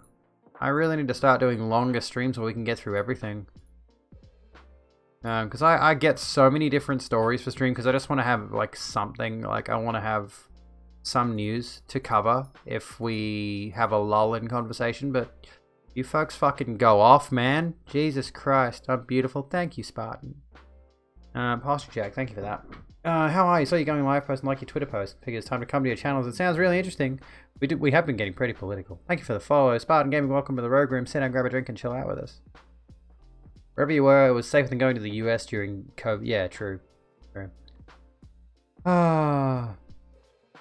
Dealing with folks thinking it's fake or whatever. Yeah, the first half of the stream, honestly, was all anti-vax. Against anti-vax. It was all discussing about anti-vax stuff. Oh, now I'm going to be taking that content and turning it into a YouTube video. It's probably going to be a really lengthy one, honestly, because there was so much good stuff in there. I'm going to have to go through the whole thing and just be like, yep, that's all of the content. I don't know how long we actually spoke on it for. Autism causes vaccines. Excuse me. Seems like we're having some similar issues regarding public perception of the pandemic. Oh yeah, we are. My YouTube channel is the same as my Twitch channel, Rogue Bitch. ROGUEBXTCH. Well, that's not a nice message that I'm seeing in chat there. I mean, it's pretty obvious that I'm not going to allow that one through.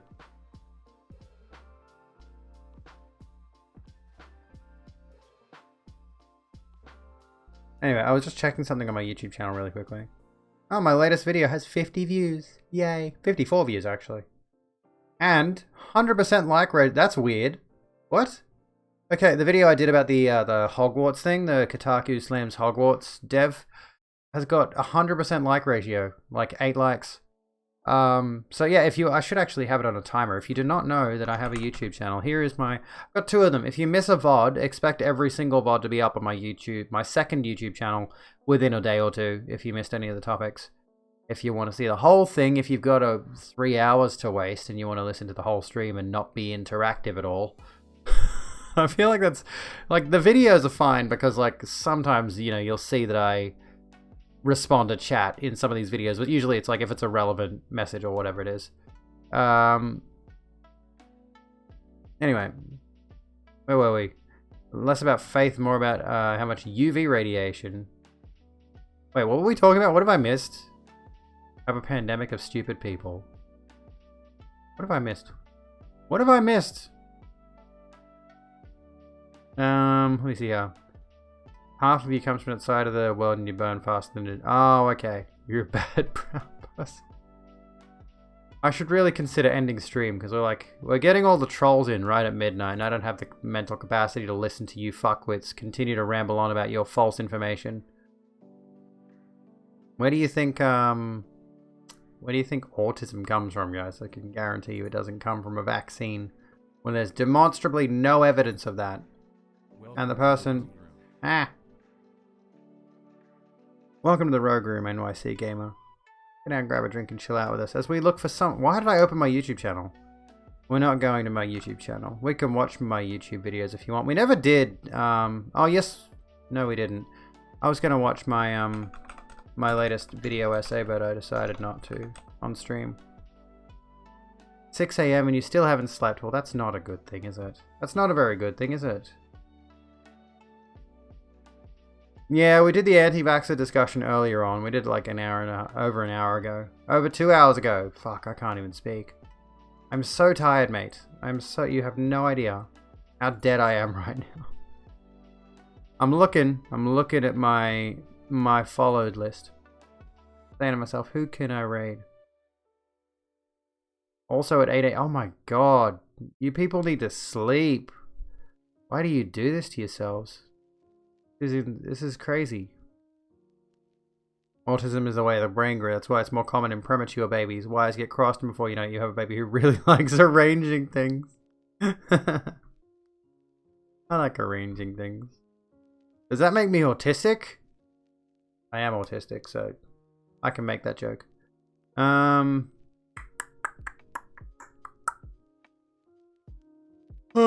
let me think. Who did we raid last time? Lance McDonald. Is everyone on the spectrum? We did take a poll before, and the majority of votes were either yes, they're autistic, or they're undiagnosed. And there was a significant portion who were like, no, I'm not autistic. But there were a significant portion of people who said yes. Yeah, I usually start about 3 hours ago. So my next stream will be in about 21 hours time, roughly. I go live at about 9 p.m. Australian Eastern Daylight Time. Which, yeah, well, I go live about 10 to 9, but I have a 10-minute starting soon screen, so you can all get in here, get ready for the chats, get ready for the discussion. And while I try to find someone to raid, the problem I have here, if you've not already followed my YouTube, my Twitter, and my Instagram, do that. Here's the cat. It's not the real cat. It's the fake cat that I got today at the Kmart. But there's that, if you want that. But yeah, I'm sort of stuck looking. It's like, who do I raid? Live channels we think you'll like. I follow most of these people, and I've raided them all recently. And I don't want to raid the same people again. So, I got to find someone who I haven't raided recently. Because I want to keep varying it up a bit. Girl of Tomorrow. That sounds good. Oh my god, don't give me an ad. Girl of Tomorrow is playing Fallout 4. So how's about we go to Girl of Tomorrow, and I'll be live tomorrow to play nothing. Because I'm a just chatting streamer and I don't play video games on my stream. But at any rate, go to Girl to... the character is just standing still and I can't see a face cam. So oh no, hang on, the camera moved. So they're there. Okay. I was worried for a second. We do need to catch up soon. We do. And remember, if you've not already followed the YouTube, I'm going to plug the YouTube again. We'll do the Twitter, we'll do the Insta, and all that sort of nonsense. Ignore the Jazz Morden Instagram account. I think I either deleted it or deactivated it. Anyways, thanks everyone for hanging out. You've been lovely. The anti-vax discussion was hilariously fun. And I'm tired. I got nothing left to say. Oh, you're all a treat. Sub the fuck out of YouTube. Oh, goodness. I'm dead. I'm officially, fully, 100% dead. I maybe should have taken a second day off to really properly recover. But we're here now. I am going to raid and run, so have a good one, folks. Ta-ta, I'll see you when I'm looking at ya.